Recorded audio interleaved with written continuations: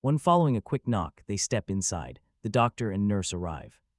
He apologizes for the sudden intrusion, explaining he must examine the patient. Washing his face in the bathroom, the boy turns around and stares in sheer surprise. He says absolutely nothing as the specialist begins to examine him. Removing the bandages, the doctor carefully inspects the boy. Stunned by the sight, the doctor tells the nurse he simply cannot believe his own eyes. Nothing like this has ever occurred in his decades of medical practice. He explains that the boy was unconscious and in critical condition. A terrible traffic accident caused it, yet he is almost fully healed. It truly looks as though the boy was completely healed by some form of holy magic. The boy silently realizes his body actually was restored through holy magic. A system trigger did it automatically, but he remembers no crash. Panic sets in. The young man asks if his power is gone. The anxious young man immediately asks the doctor if his magical powers are completely gone now. Baffled, the specialist has absolutely no clue what the boy means. Minato describes the brutal monsters he remembers fighting during the calamity. Realizing the patient might be delusional, the specialist decides to ask him some basic questions. He calmly asks the young man for his name and the current year. With absolute confidence in his voice, he states that his name is Ichami Manato in 1970. He asks if he is right, but the doctor immediately spots a massive problem. There is no mistake here, it is post-traumatic stress disorder. Memory damage, the specialist calmly explains to the confused youth. Your actual name is Kusanagi Minato, and the year is 2022. Completely lost, the young man closely observes the faces of the strangers in his hospital room. A strange doubt creeps in, but why would they trick him? They have no real reason to lie to him like this. Turning his gaze to the television, he notices that the screen is unbelievably thin and extremely clear. The picture is so incredibly clear, it looks like the person is right beside him. Next, his eyes dart directly to the calendar on the wall. It confirms the impossible. The year really is 2022. But what shocks the young man the most is the device held by the nurse. Just a normal tablet, and honestly, his mind is totally blown. This is no prank, he has somehow ended up in the future. The doctor gestures with his hand and begins to clarify the situation.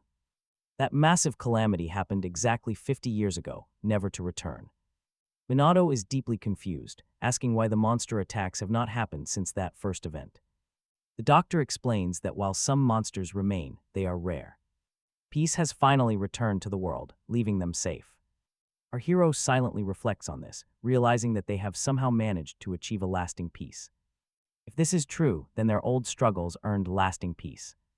A great blessing indeed. He can finally stop worrying about everything. He has no more worries, but the legendary Ichami Manato is dead. He perished during that final calamity 50 years ago while bravely sacrificing his life for everyone. The legendary hero sacrificed himself, so the boy cannot be him.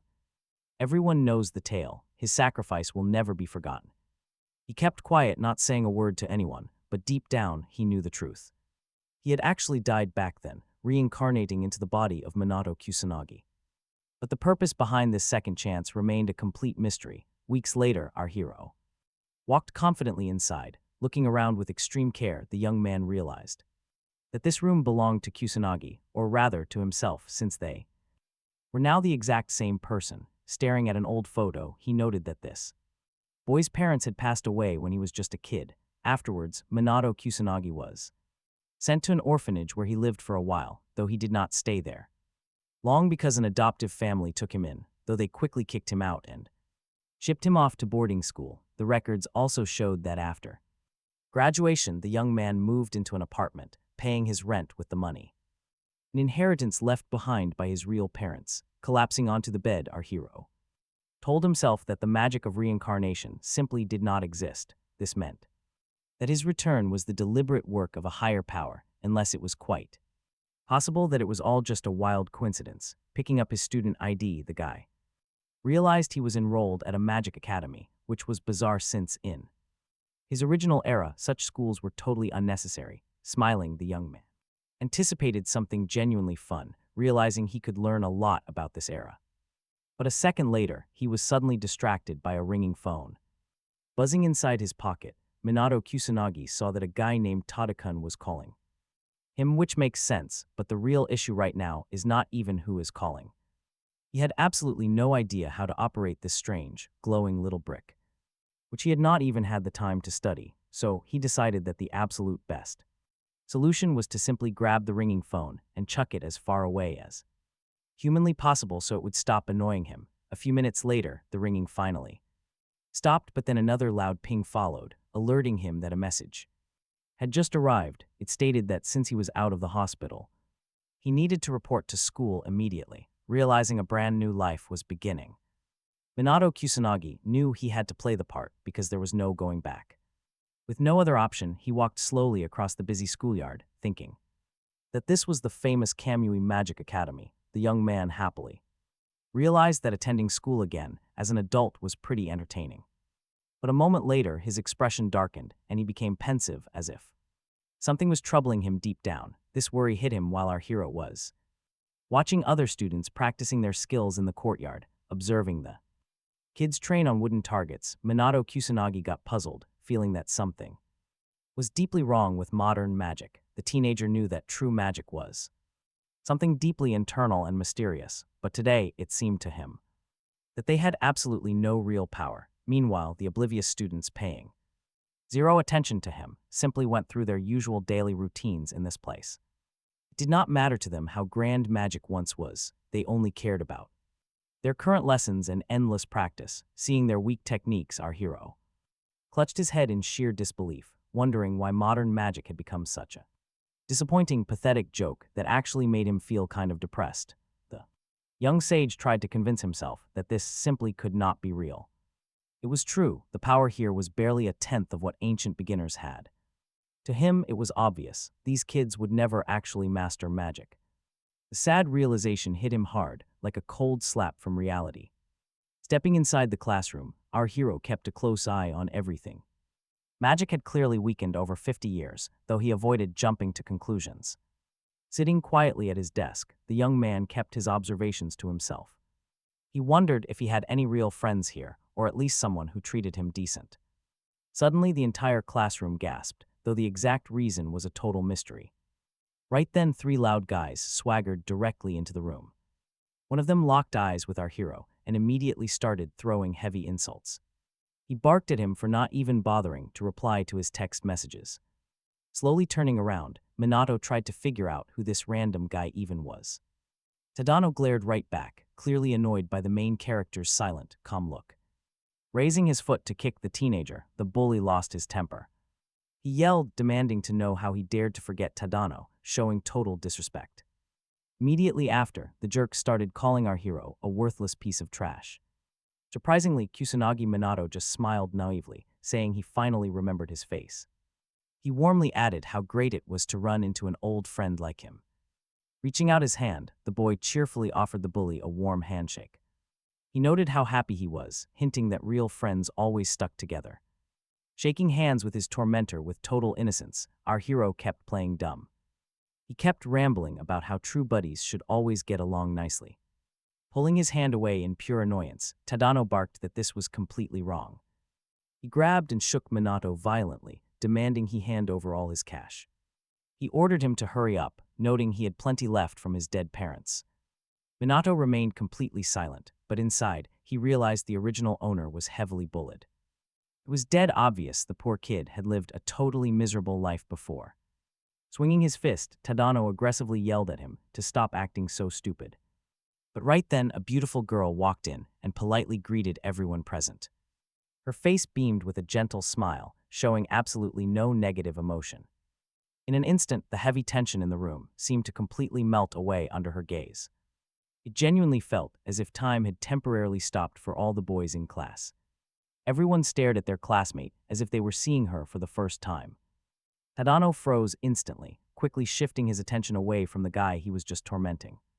Instead of glaring at Minato, his eyes glued to the gorgeous newcomer. Pointing his finger at Minato, the bully snapped they would settle this later. He warned him not to get comfortable, because he would definitely regret it. Our hero watched him walk away, silently thinking the kid looked like a clown. Soon after, the class began, as the teacher started writing on the blackboard. He announced they would be learning about the catastrophic disaster 50 years ago. The teacher described how terrifying monsters suddenly surged across the globe, bringing utter despair. But the legendary sage, Ichami Manato, saw things in a completely different light. As the pioneer of magic, he flatly refused to give up. He fought back and defeated every beast alone before facing the ultimate threat. He directly challenged the demon lord, eventually defeating the monster in an epic showdown, sacrificing his own life, and since then, that ancient disaster has never returned. When the teacher asks about this hero, he notices Mizuha raising her hand, allowing her to answer. She happily jumps in to explain that this legendary figure was actually the sole survivor of that first devastating magic calamity.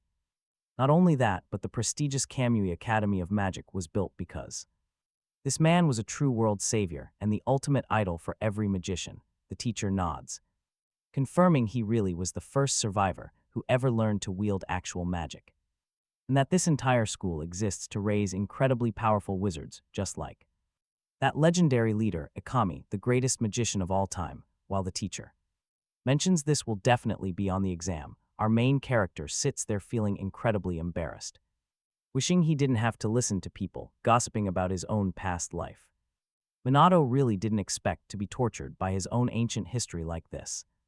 Regret setting in over even enrolling here, yet everything was exactly as the doctor promised. True peace had finally settled over the world, which was probably why magic has slowly become less important and barely in demand anymore. Staring outside, the young man wonders if that is actually true. If so, where will the next generation of powerful wizards come from? Still, a wave of calm washes over him, since being reborn means he finally has zero responsibilities to worry about. At the end of class, the instructor wraps up the lecture, letting everyone know they can pack up, though tomorrow they face their first magic power assessment. Right on cue, that annoying classmate Tadakun walks over, starting to mock Minato again and sneering that during tomorrow's evaluation, absolutely everyone is going to witness how completely useless he is. Minato couldn't care less. Honestly, he just wants this loudmouth bully to shut up, so he grabs his things to leave. Just as Minato reaches the classroom door, a nasty comment echoes behind him, bringing up how his parents didn't have a single drop of magical power. Instantly, the classroom erupts into laughter, mocking the fact that he's a parentless orphan who never even had a real family. Refusing to let that slide, Minato spins around, calling out the arrogant jerk directly. Hearing this, the bully clenches his fist in rage, shouting that this loser is way out of line, needs to be put in his place right now. Suddenly, the entire room is blinded by a surge of bright, glowing light erupting from the bully. He is seriously preparing to cast a spell right here. The nearby students panic and beg him to stop, shouting that casting spells inside a classroom is incredibly dangerous. But Tadakun is completely deaf to their warnings, completely consumed by his own petty rage. He glares at Minato, screaming that he won't walk away from this alive. But the funny thing is that our hero does not care at all, standing there with his bag slung casually over his shoulder, acting like there is nobody even standing in front of him. Mizuha, terrified that this is going to end horribly, rushes forward toward the two boys. Getting closer, she desperately yells at Tadakun to stop, warning him that this is a massive mistake, but Kusanagi Minato honestly does not care at all.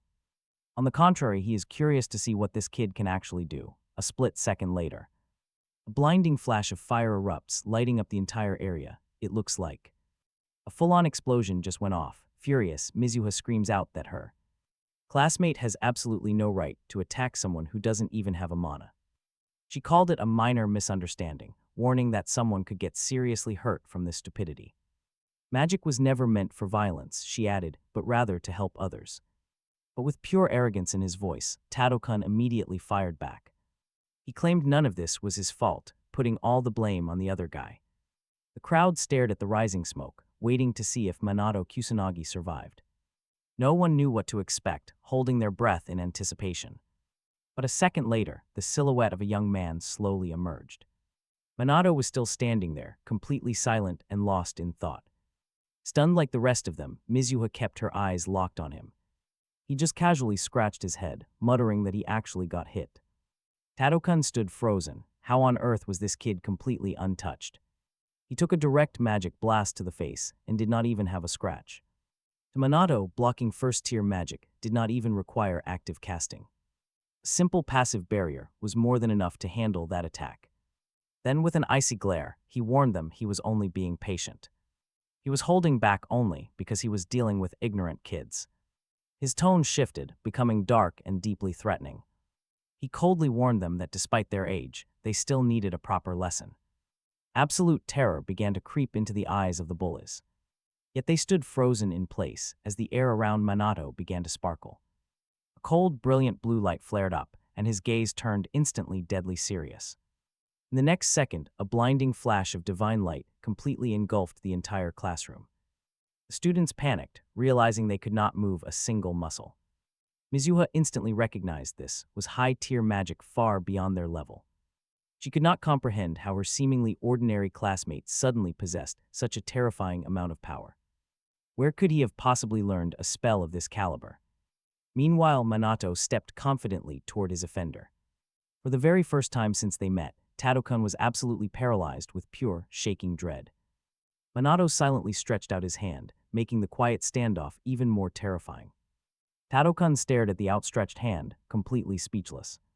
Deep down, he knew he was completely doomed after everything he had said and done. But just as things get ugly, the teacher bursts in. Suddenly, his furious voice boomed through the room, demanding to know who dared cast magic. The furious teacher stared directly at our young hero, demanding an immediate explanation from him.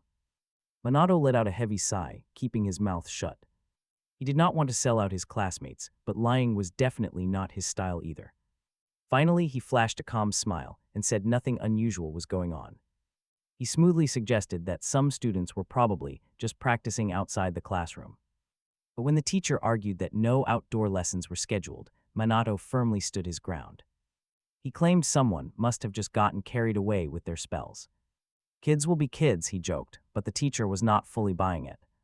It was hard to believe, especially since the classroom was still filled with thick gray smoke. But Minato simply claimed he just came inside, leaving the teacher with no choice. Since Minato said so, the teacher decided to let the matter drop. But still, he suddenly bolts upright from his seat, shouting that he is still going to hunt down the culprit. Until then, everyone needs to stay seated. Waving off the teacher, the young man realizes he has to act fast. He needs to plant fake evidence so nobody ever uncovers the actual truth. Mizuha keeps quiet, but she is already staring at her classmate with deep suspicion. He feels her eyes on him, but does not bother turning around to explain. Why should he? He did nothing wrong. Meanwhile, his rival looks just as annoyed and watches him intently, though he also chooses to keep his mouth shut. Kusanagi Minato decides to let it go for now because he has bigger plans. There are more pressing matters to attend to today. Shortly after, the young man is walking down the hall, realizing he needs to explore the city himself. Old Shibuya looks absolutely terrifying now, completely ruined and falling apart. Shattered buildings stand completely abandoned, with snapped power lines dangling everywhere. He wants to figure out what really happened to this place. Harnessing his magic, he launches into the air, flying straight toward his destination. Moments later, he lands lightly on a metal crossbar to survey the area. Looking ahead, he feels a pang of nostalgia. Shibuya has changed so much. But there is no time to waste, so Kusanagi Minato picks up the pace. He darts forward, scanning the distance. He notices something highly unusual. He cannot sense any monsters nearby. It is just dead silence. It looks like the police successfully cleared out all the citizens beforehand. But then his senses tingle. He picks up a faint trace of monster energy. Monster energy is far away, but suddenly he senses something else. A human presence. Oh, you just know he is not going to ignore this. He is not the type to sit around, so he heads straight toward the signal. He needs to investigate, and it is a good thing he does. Just around the corner, a terrified woman is screaming desperately at the beasts. She begs them to stay back, but the hungry beasts do not care. One monster opens its massive jaws, letting out a terrifying, deafening roar. Instantly, Kusanagi Minato drops from the sky, shielding the woman behind him. A rancor stares down the snarling beast as it gets closer and closer. It growls menacingly, but he does not show a single shred of fear. Minutes pass, he just stands there with his hands in his pockets. He calmly eyes the monster, knowing he could absolutely obliterate it instantly. Yet he makes no move to attack. He is simply waiting for something.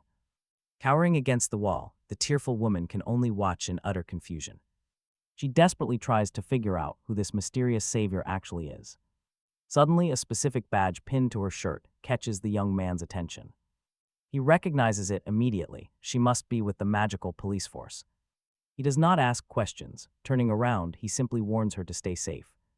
As he turns to leave, she calls out to him, offering her gratitude. He vanishes into the distance, leaving her far behind in the quiet ruins. Even so, the stunned police officer keeps whispering her thanks over and over. She has no clue who he is, but she knows one thing is certain. Only a truly legendary mage could possess such mind-blowing, effortless power.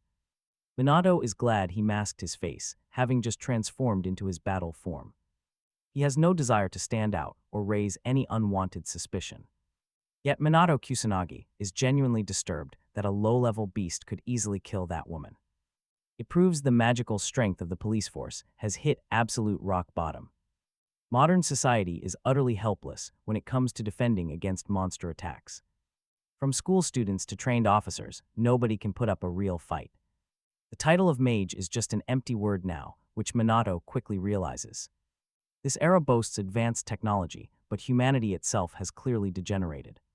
Smiling to himself, the young sage quietly reflects on this disappointing modern world. It seems the citizens of this city desperately need his ancient power and guidance. He resolves to hunt down every single monster in the area himself.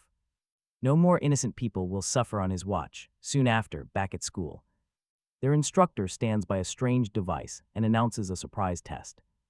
They are going to measure the raw magical capacity of every student. Calculating their total mana and elemental attribute is crucial for future pros.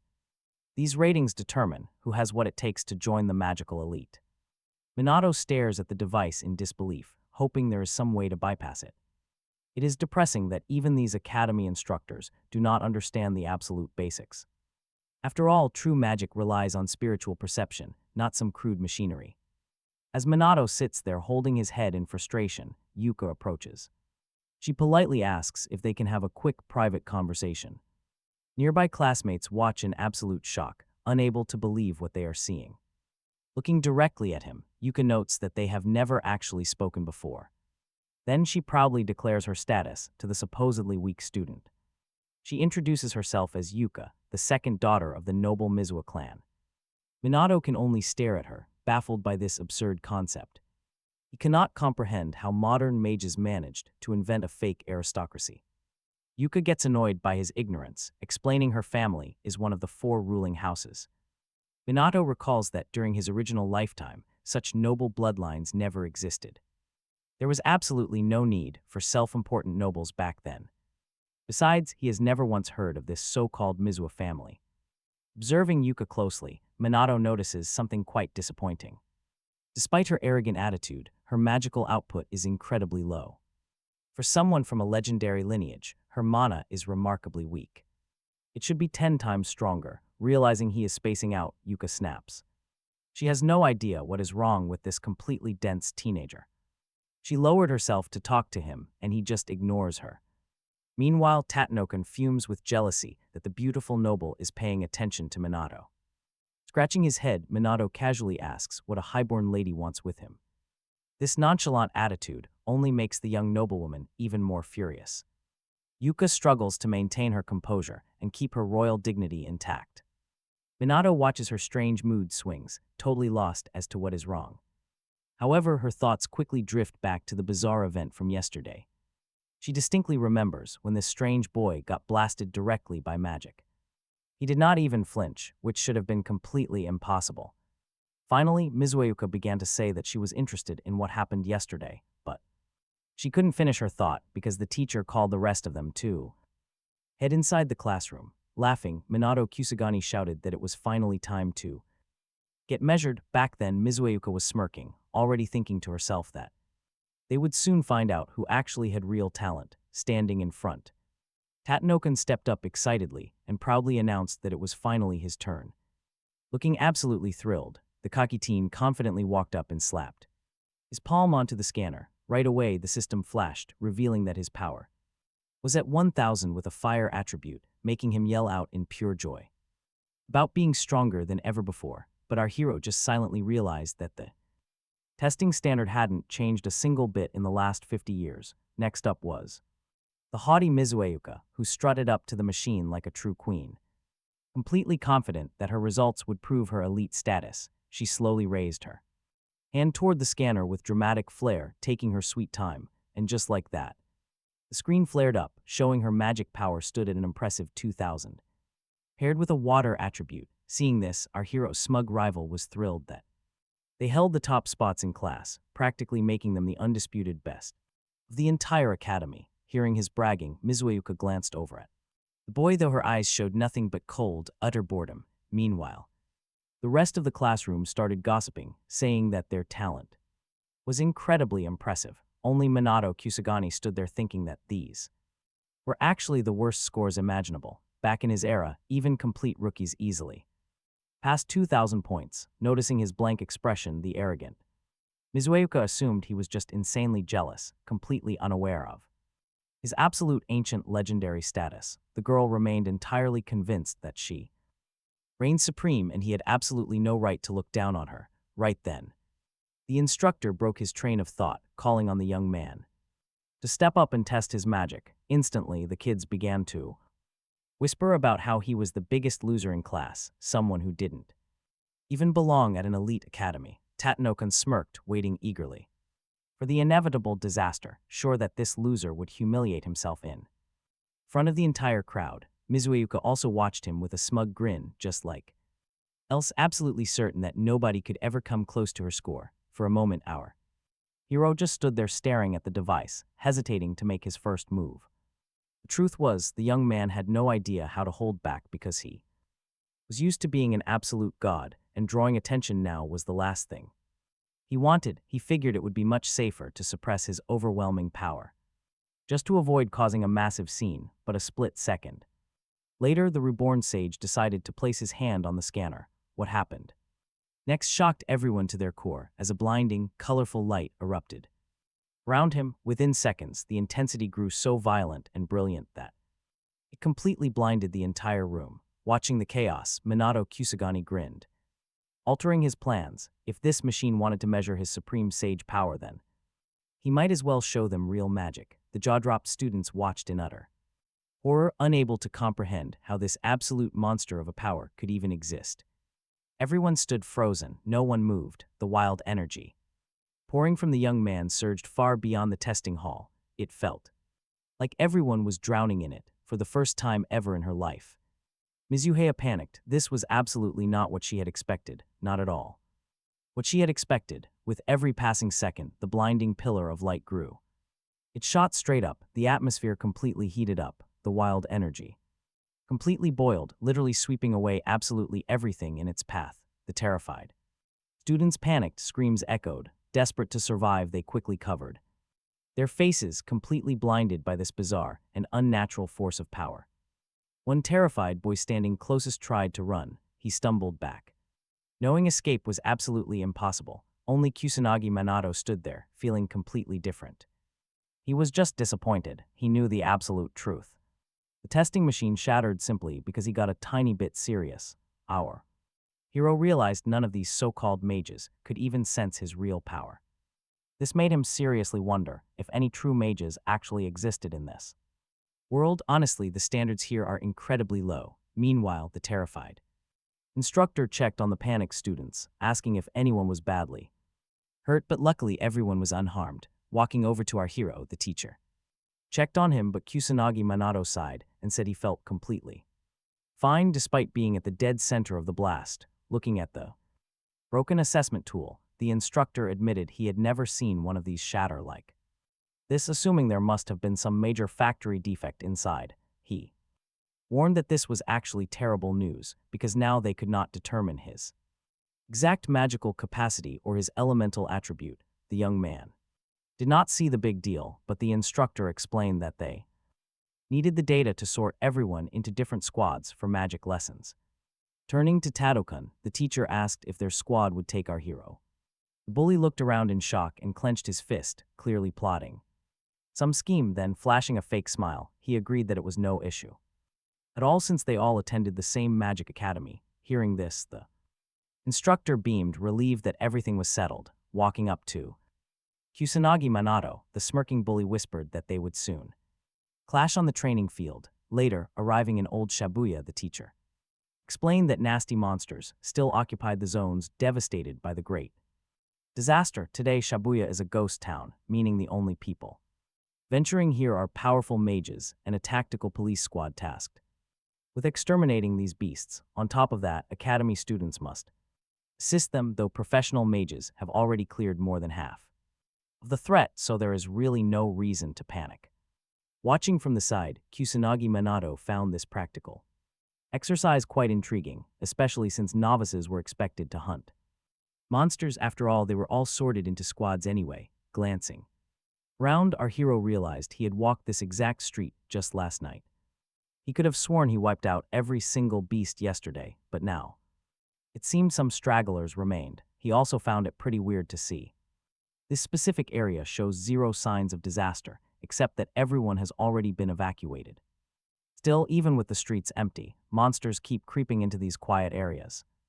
Listening to the nearby girls making playful bets on who can hunt the most, Minato thinks they are being far too reckless and ignoring the actual danger. He knows they have no idea what they are truly facing here. Minato lets out a heavy sigh, closing his eyes because he hates this exam. The instructor raises his hand, announcing that the practical lesson is officially starting. Every student is ordered to split up into groups and support their teammates. Just then, Minato Kusanagi hears a familiar voice calling him over. Acting completely normal, he walks toward a nearby abandoned building. He leans against a ruined building as the annoying bullies corner him. They smirk, highly confident that nobody is around to help him out. The lead bully gathers his magic, bragging about how soft he was last time. But now everything will be different. Minato Kusanagi stays calm. He calmly suggests that if they hate him, they should just ignore him. Clenching his fist, Tadano angrily yells at him to shut up. He cannot understand why the top girl talks to Minato. Minato looks at the angry red-haired bully but says nothing.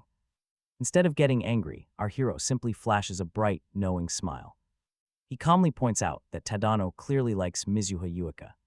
Hearing this, the bully turns red with absolute rage. His face twists, but Minato does not even care. He has no desire to waste his time fighting them. But Tadano is far too offended, raising his hand to strike. He screams that Minato brought this entirely upon himself. Minato tells him to stop, but the arrogant guy yells that it is too late. The young man calmly tells Tadano to turn around and look behind him. But the bully refuses to fall for such childish tricks. But wait, curiosity gets the better of him, and he glances. He turns his head slowly to see what is lurking in the shadows. Instantly, the entire group freezes in sheer, unadulterated terror. Standing right, there is a massive, horrifying monster. They all scream that finding such a beast here is impossible. While they panic, the giant threat just glares at them. It grins, completely enjoying the sheer terror of its prey. The frightened lackeys beg their leader to defeat it.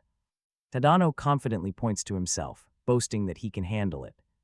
He steps forward, channeling his fiery magic to attack. He is fully convinced this fight will be over instantly. His blazing flame magic certainly looks strong enough to get the job done. A moment later, Tadano wipes his face with a smug grin. He proudly declares to his friends that the target is down.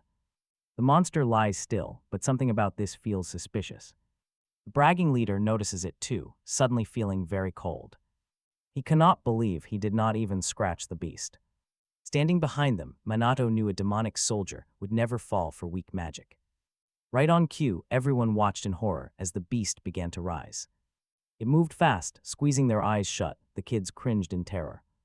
They desperately tried to think of a plan, any plan to survive. But their minds went completely blank as Tadanokan froze in terror. He sat paralyzed on the floor, watching the beast slowly crawl closer. Soon, the massive shadow of the fiend loomed over the students. Every second felt like pure torture for these helpless, terrified kids. Even the bully broke down. He screamed that they were all dead. The sheer terror was agonizing, especially since nobody could even fight back. By now, the monster was standing directly over the red-haired student. Tadanokan could only cower. He was completely at its mercy. The beast thoroughly enjoyed having absolute, unchecked control over its helpless prey. Meanwhile, Kusanagi Minato watched the entire scene unfold nearby. He was in absolutely no rush to step in and save them. Instead, he observed the chaos with an icy, detached calmness, completely unfazed. Suddenly, the beast accelerated, ready to pounce on the boys. But Minato, who had been quietly standing in the back this whole time, calmly stepped forward, walking right past the classmates who used to bully him. He coolly remarked that even a low-level demonic soldier could sense real power. And he was right on the money. The beast immediately paused to size him up. The creature stopped dead in its tracks, shifting its gaze to this new challenger. Kusanagi Minato stared right back, his expression radiating absolute confidence. It was like he already knew this fight would be over in seconds. But the demonic soldier was not about to back down without a fight. As it charged, Minato calmly raised his hand to cast a defensive barrier. He was not just defending, though he was setting up a counterattack. The terrified boys shrieked, warning Kusanagi Minato that he stood absolutely no chance. They screamed that his level 1 magic could never kill a beast like this. Talk about a power move, Minato completely ignored their screams of panic. He triggered his level 2 spell, summoning a massive, crushing stone. The impact was completely devastating, yet he remained cool. He knew exactly how weak this monster actually was compared to him. Minato even smiled, looking like he was taking a walk in the park. Deciding it was time to finish things, he prepared for the final blow. He summoned a blazing fire arrow, unleashing a torrent of scorching heat. The blast nearly blew the demon away, yet it somehow remained standing. Then a blinding flash erupted like a mini supernova before their eyes. The boys shielded their eyes, desperate to see what survived that blast. When they looked up, only a roaring bonfire remained in front of them. Those ashes were all that was left of the smug, terrifying beast. Tadanokan stared at the embers in sheer disbelief, his mind completely blown. How could a supposedly weak classmate destroy a high-ranking demon so effortlessly? It made absolutely no sense. This was not the loser they all knew. Walking away, Minato quietly noted how different his path would be. Opponents, even his Tier 1 magic, could pull off absolutely mind-blowing things. But he didn't care about that. How did that demon soldier end up in Shibuya yesterday? He cleared every monster there. Yet they spawned right back. It was highly suspicious, and he knew it. This could easily be a sign of disaster, and trust me, things were about to get worse. The situation was far worse than he first feared. Dark thoughts crept in. Scenes he remembered all too well from his past life started flashing back. He remembered the horror, children crying next to their dead parents while everyone just ignored them. He refused to let history repeat itself. Especially not with these fake mages around. Minato Kusanagi clenched his fist, his knuckles turning white as he stood frozen. Staring up at the sky, he swore that if chaos broke out again, he would save absolutely everyone. He made a silent vow right there. But he had to snap out of his thoughts when a harsh voice cut in. His bullies called out, sounding highly annoyed that he stood there doing nothing. They claimed he could never beat that soldier. Their leader marched right up, immediately slammed his fist into the wall, gritting his teeth in raw frustration. He was furious. Something completely unbelievable had just played out, leaving his reputation totally ruined, but a shadow was watching from the corner. Mizuha stood just around the bend, listening intently to their conversation. Right after the teacher gave out the assignments, the girl had headed out to a nearby plaza to hunt some monsters of her own. Her teammates stood right behind her, completely thrilled by her amazing performance. Closing her eyes, the young beauty quietly reflected on their shock. Honestly, why were they so amazed by a basic level like hers? With enough effort, anyone could reach this exact same stage. Still, she loved the attention. Being number 1 was always her favorite. After finishing off her target, Mizuha noticed a commotion in the alley. A loud, red-haired guy was aggressively confronting Minato Kusanagi right there. Seeing this, a bad feeling instantly washed over the young girl. She quickly told her classmates she would be gone for just a minute. Mizuha knew exactly what those guys were up to, trying to corner Minato. They wanted to drag him away and beat him, but she refused to allow it. Slipping into the shadows, she quietly followed the group, keeping a safe distance. But wait, her eyes widened in complete disbelief at what lay ahead. Wall-pressed, she stared in shock. A high-ranking Devil's Guardian had somehow materialized right in front of them. This was impossible, but panic really set in when she realized the danger. Those boys stood zero chance against this high-ranked beast. She had to step in, as a member of the proud Mizuha clan. Standing by and watching people die was simply not an option. Charging out of her hiding spot, she opened her mouth to scream, telling the guys to get out of the way and run for their lives. But before she could speak, a massive fiery explosion lit up the alley. She stood utterly stunned, unable to make sense of the absolute chaos. The raging fire burned so intensely that the light was literally blinding her. Only after hundreds of tiny magical lights scattered across the ground could she look around. That was when she realized most of her classmates had not even fought. The classmate everyone always considered completely weak and helpless had stepped forward. She remembered him as a highly fragile classmate who was always feeble. He was always so timid, without a shred of magic to his name. But right now, he felt like an entirely different person altogether. She had not even heard him recite any spell to summon this power. Even stranger than that, the boy did not show a hint of fear. She recalled how a monster's true strength is decided by its magical crystals. Those gems lock their exact place within the dark hierarchy. Standard magical beasts sit at the bottom in 6th place, with guards in 5th. That guard was the exact creature she had just faced moments ago. Demons rule the 4th rank, supreme demons hold the 3rd, and devils claim the 2nd. And right at the top in 1st place sits the devil Satan himself. Every creature is bound to a fixed tier that defines their maximum power. This is basic knowledge that any modern magic user must memorize. Defeating a guard requires at least a 3rd-rank mage, making a 1st-rank hopeless. It should be impossible, but get this, a shadow just stepped into view. She quickly retreated into the darkness to avoid being spotted by whoever it was. Yet Mizuha Yuka suddenly wondered why she was even hiding in the first place. She assumed the boy had not noticed her presence here just yet. Still, she felt totally paralyzed and had no idea how to react. Sensing her presence, Minato Kusanagi calmly remarked that she had an interesting hobby. Standing there and peeping at people, he teased with absolute confidence. She was positive he could not see her, having kept a very safe distance. With that same cold tone, the boy noted that any real mage would notice. He claimed it was impossible to miss a presence so close to him. Mizuha Yuka stared, thoroughly baffled by his words.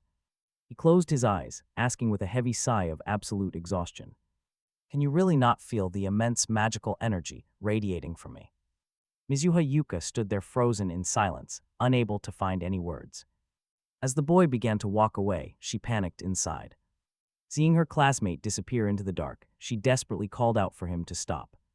"Wait," she yelled, demanding to know the truth behind everything he just did. She wanted real answers, but as she rounded the corner, she gasped. Absolutely empty, but look up, there he is, watching from the rooftop. He stared down at her in silence, tracking her every confused movement. Taking a quiet breath, Minato Kusanagi decided this was probably for the best. He knew he had a specific purpose for scaling this high building. Activating his sensory skills, he scanned the surrounding streets below. Fortunately, no high-level guards were nearby, but magical beasts were crawling everywhere. Monsters practically filled every dark corner, causing him to sigh heavily. The ordinary academy students stood absolutely no chance against this many predators. So Minato decided that he would help them out just a little bit. Smiling, the young man knew he would do this in style. He immediately began monitoring the overall threat. As things got tense, in just a moment, Minato Kusanagi began connecting. Bright yellow magic circles directly to himself for aid, with each passing minute the nearby fire burned hotter, but his focus remained unshakable. He calmly muttered that he was about to unleash a massive volley of high-level magic projectiles. Spells that only second-rank magicians could ever dream of wielding. The impact was absolutely stunning. It looked like glowing magic threads scattered across the sky. Even though their true purpose was a total mystery, on the platform the kids thought they were staring at falling meteors, completely clueless about the magic.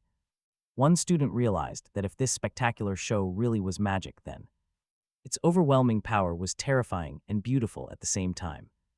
But while some of them gossiped about the sky, others noticed beasts slowly creeping closer. There were simply too many monsters to handle. And the panic set in. Suddenly, a predator lunged straight at a terrified girl, forcing her to squeeze her eyes shut. The beast grinned, knowing these fragile kids stood absolutely no chance against it. It truly believed it was the Alpha, but wait, everything flipped. A blinding flash of light suddenly erupted, completely swallowing the monster. With the threat vaporized, a classmate rushed over to see if she was okay. Meanwhile, standing way up on a nearby roof, Minato watched with a grin. He muttered aloud that everything was going exactly according to his plan. But as he looked closer, wait, something caught his eye. A strange detail bothered Minato Kusanagi as he scanned the area. He saw the remains of the beasts scattered around, thoroughly decimated. And that was the problem Minato realized he might have gone just a little too far with his attack, clutching his head. The boy realized he had accidentally wiped out every monster in the entire city. That was a bit of an overkill. On the bright side, he remembered. The class was brought to this zone specifically for a practical exam. While scolding himself for going completely all out, something else down below suddenly caught Minato's eye. So he casually leapt off the roof. Landing softly, he scanned the area. There was absolutely nobody around, which came as a bit of a surprise. Still, the young teenager figured this was the perfect spot to keep a low profile and avoid any unwanted attention. He did not want to hide his powers forever, but standing out now would definitely cause too many headaches, slipping into a dark alley. Minato spotted the teacher, crouching over one of the dead beasts. The worried instructor shook his head as the class gathered around. He admitted with concern that he had no idea so many predators were here, but noted that the entire pack had somehow been utterly wiped out. Examining the clean cuts on the beast, the teacher silently realized they were all finished in one strike, definitely not the work of any student. Instead, some incredibly powerful master magician had to be behind this. It was magic without elements. Countless projectiles filled the air. The instructor had never seen magic like this in his entire life. Without that magic, everyone there would have been in grave danger. Fighting 2 monsters was one thing, but 6 at once was a different story. The students yelled at their teacher, demanding some real answers. They wanted to know where such a massive pack of extinct beasts could have come from. These monsters were supposed to be extinct. Bowing deeply, the instructor could only apologize. The class murmured that the local police were supposed to clear them out. While the local police were supposed to handle the herd, the academy had to verify it. The instructor had absolutely nothing to say in his defense to the angry students. He could only say sorry for failing to secure the training grounds beforehand. Then a student asked who actually destroyed those beasts and saved their lives. When the instructor admitted he had no idea, the girl spoke up again.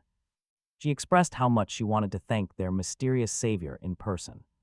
The teacher quietly doubted it was an official mage or a police officer. Perhaps some rogue, highly skilled outlaw was wandering nearby, yet one thing was certain. Because of this anonymous protector, every single student was returning home safe and sound. Standing quietly in the background, our hero heard everything and smirked. He let out a soft, genuine smile. Soon after, the class began whispering. They gossiped during their free time, still shocked by what went down. Only Kusanagi stood aside, completely calm amid the chaos. He was just glad no one got hurt, and he finished his task on time. But of course, someone was bound to ruin the mood, and Tadokun was seething. He was absolutely furious, but with everyone watching, he had to wait. The jealous boys could not just walk up and interrogate him with everyone watching them. Mizuha Yuka was also watching him closely, her mind racing with endless questions. She had seen him annihilate the boss monster with absolute ease. The sheer scale of the magic left her completely baffled. She recognized both fire spells and elementless magic being thrown around simultaneously. Yet no student in their academy was capable of wielding dual attributes. She tried to calm her racing thoughts, convincing herself she was overthinking. Surely her classmate could not wield 2 distinct types of magic. Someone else must have cast that neutral spell. Still, one truth remained undeniable. But honestly, you cannot argue with results, he won. She desperately wanted to uncover who he truly was beneath that quiet facade. Nearby, his bitter classmates whispered with deep suspicion. They wondered if Kusanagi was the one behind those laser-like beams. While some laughed off the idea, they knew deep down he fought that beast. Tadokun snapped around, furiously telling his lackeys to shut their mouths. He angrily told them they were talking absolute, ridiculous nonsense. The lackeys stared in surprise, but decided it was wiser to stay quiet. A second later, the bully raised his voice once more. He spat that a talentless loser could never be this powerful. His buddies laughed in agreement, eagerly joining in on the mockery. They agreed, laughing that something highly shady was happening. Tadakun interrupted his buddies, arguing that the new kid was playing dirty and, if that was the case, they needed to expose him so everyone could see his real face. After class, Minato Kusanagi slowly wandered around the quiet city streets. But within a single minute, a massive crowd of angry students materialized out of thin air, completely surrounding him on all sides. Smirking, the ringleader laughed and claimed the smart Alec was waiting for them.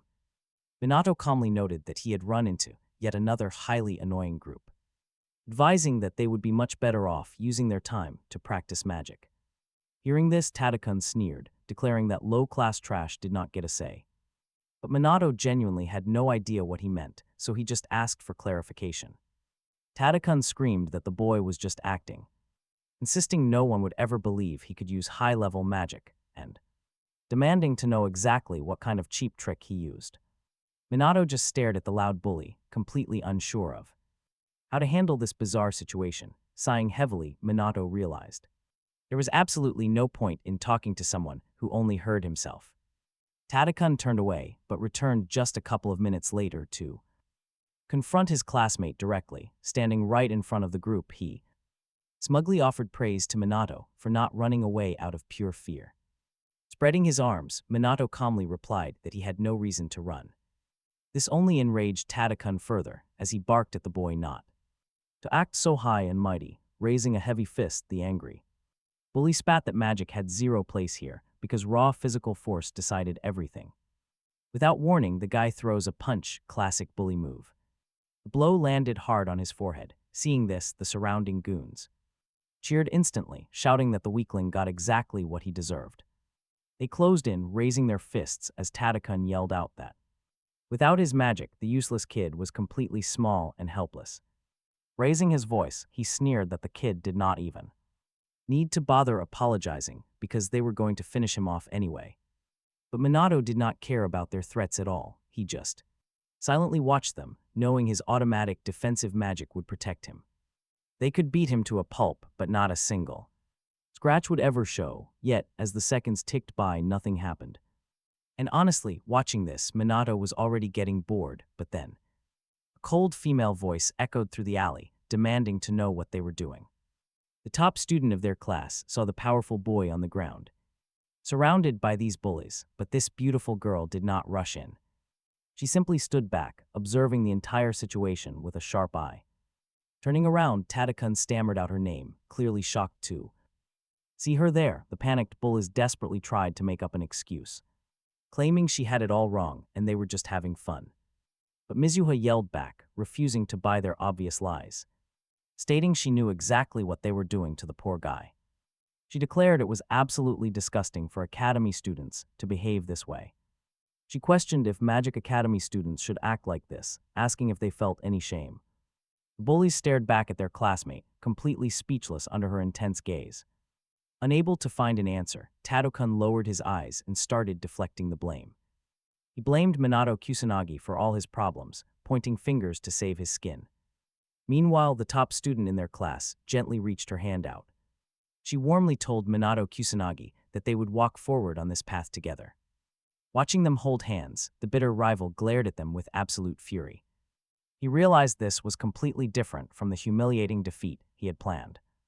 Dark hatred mixed with a deep, painful sadness in Tadokun's eyes as he watched.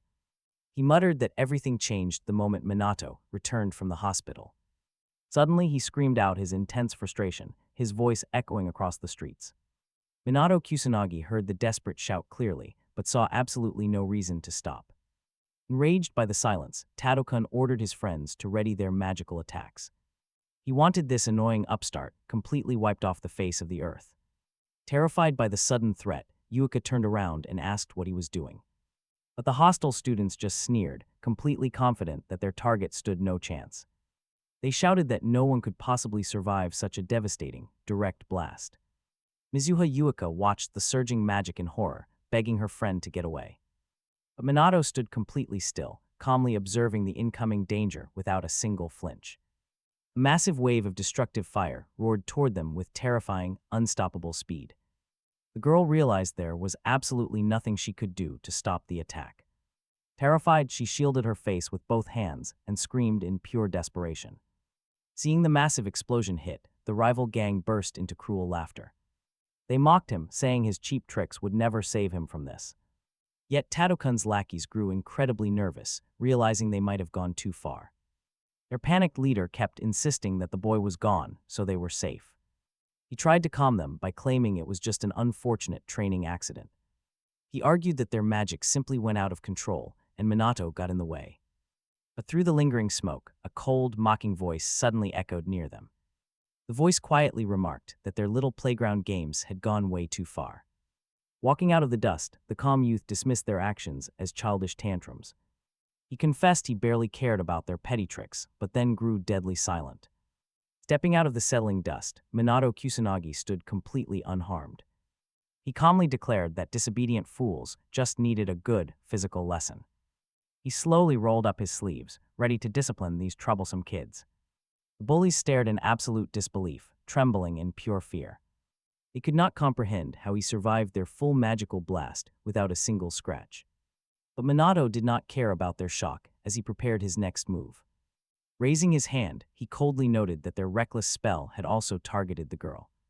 She had absolutely nothing to do with this, making their attack incredibly stupid. He added that their sheer arrogance had completely blinded them to reality.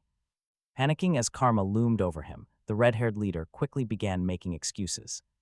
He desperately screamed that the couple brought this entirely upon themselves. Tadokun prepared another desperate strike, swearing to blast Kusanagi into oblivion. But in that very same split second, Minato calmly raised his hand once again. He calmly extends his hand, pointing his index finger directly toward the arrogant bullies. A small, concentrated disk of magical energy begins to spin at his fingertip. The thugs laugh hysterically, calling his tiny magic circle completely useless. But Minato Kusanagi completely ignores their insults, quietly preparing to activate his magic drain spell. And honestly, what happens next completely blows everyone's minds. A bright yellow glow suddenly erupts around them, sprouting weird, glowing vine-like tendrils. These mysterious constructs quickly wrap around the bullies from head to toe, binding them tightly. Confused and terrified by this sudden assault, the thugs look at each other in panic. They desperately struggle to break free, but they quickly realize their efforts are totally useless. Not only are their legs completely paralyzed, but a much deeper dread sets in. Within just a few minutes, the entire gang collapses to the ground, totally unconscious. Looking down at his defeated detractors, the young man quietly begins to evaluate his work. He only intended to drain a tiny fraction of their magic, yet they already dried up. Still, he is satisfied with the outcome and hopes his classmates learn a serious lesson. Nearby, Yuka Mizuha continues to watch him in absolute, wide-eyed disbelief. She is desperately trying to comprehend what kind of bizarre magic her classmate just unleashed. More importantly, she wonders how someone she knew could possess such terrifying strength. Deciding he has stayed far too long, our hero quietly grabs his school bag. He figures the little spectacle is finally over, and he can finally head back to his home. But Yuka immediately leaps up, calling out and pleading with him to wait for her. Without even letting him answer, she immediately bombards the teenager with intense questions. She demands to know what spell he used and why it behaved so strangely. How could a guy who knew almost nothing about magic suddenly become so incredibly skilled? The girl raises her voice even louder, demanding to know his true identity. Minato Kusanagi sighs, realizing it will be a massive pain to answer her questions. Closing his eyes, the teenager tells his classmate that she should have said something else. Like maybe a simple thank you to the person who just saved her life. Flustered and blushing, the embarrassed girl quickly turns her head away. But she is not going to let this mysterious hero escape without getting some real answers. She turns around to demand explanations once again, hoping to corner him. But when she looks back, she realizes the young man has completely vanished. He disappeared so incredibly fast that she did not even notice, leaving her absolutely furious. Later that evening, our protagonist returns to Shibuya to investigate the local area. Today's events prove the magical defense systems are riddled with some pretty serious flaws. He does not want to rush this, slowly landing on a nearby rooftop to observe.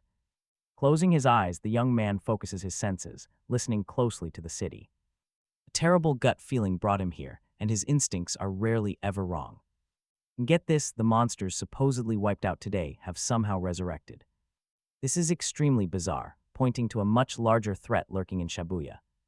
If this anomaly were confined only to Shibuya, Minato Kusanagi could handle it alone. Unfortunately, he can sense the monster's magical signatures in other regions as well. The local authorities simply do not have the manpower to keep up with this. On top of that, the caliber of local mages is incredibly low, mostly just amateurs. Most are just amateurs who use their magic to bully vulnerable classmates. He sighs, realizing he cannot protect this entire city completely on his own. Minato Kusanagi is ready to take down every monster roaming Japan, even without a clear plan. But staying idle is not an option. He needs to start clearing things out immediately. Securing the immediate area is his top priority, but he must move carefully. He cannot draw any unwanted attention to himself. He has no time to waste. So he immediately gets to work, silently eliminating the threats lurking right around the corner. Meanwhile, a drunk guy wanders nearby, completely lost and muttering to himself. He is groaning about having too many drinks tonight, utterly oblivious to his surroundings. In his dazed state, he fails to see a massive beast creeping up right behind him. The creature opens its jaws to swallow him whole, but the target remains completely clueless. Spotting the danger, Minato Kusanagi springs into action to save the unsuspecting man. Startled by a sudden sound, the traveler turns around to check for followers. Seeing absolutely nobody there, he shrugs it off as a trick of his mind. He blames the weird illusion entirely on having far too much alcohol. Watching from the shadows, Minato Kusanagi is relieved the guy is too drunk to notice. He is practically asleep on his feet, but a new complication suddenly arises. A nearby girl with a phone is recording the bright light from Minato Kusanagi descending. She is absolutely thrilled to have captured such an unbelievable moment on camera. Chasing instant internet fame, she decides to upload the video online right away. Hoping for viral success and tons of views, she posts it. Fast forward to the next morning. Every single student involved in the recent clash is summoned to the principal office. The administrator confronts them with reports of unauthorized magic usage outside school. A tip came in last night about magic being cast in public. If these rumors are true, this is a serious violation that cannot slide. Scanning the line of students, the teacher demands a full explanation of the events. Tadano speaks up first, immediately pointing a finger straight at our hero. He shamelessly claims his group is innocent and did absolutely nothing wrong. He insists Minato Kusanagi started the entire brawl, framing his own gang as victims. Staring forward, Minato is stunned by how easily this guy can spin lies. It is pretty irritating, but that level of shamelessness is almost impressive. He realizes there is no way he can just stay silent through this. Even though he hates the drama, he has to defend himself. He prepares to speak up, but before Minato Kusanagi can say a word, a loud voice interrupts. Just as he is organizing his thoughts, a classmate boldly shouts out. She claims everything they just heard is a complete lie, Yuka Mizuki looking completely confident. Her steady gaze makes it clear that she has no intention of backing down. She explains that Tadano and his buddies are actually the real bullies. They targeted the quiet kid and were the ones who initiated the magic battle.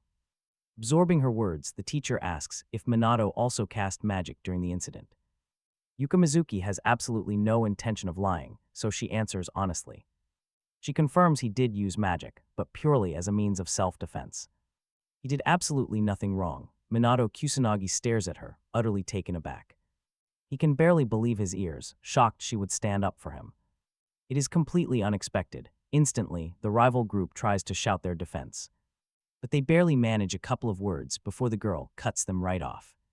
She sharply demands silence, turning her attention straight back to her classmate.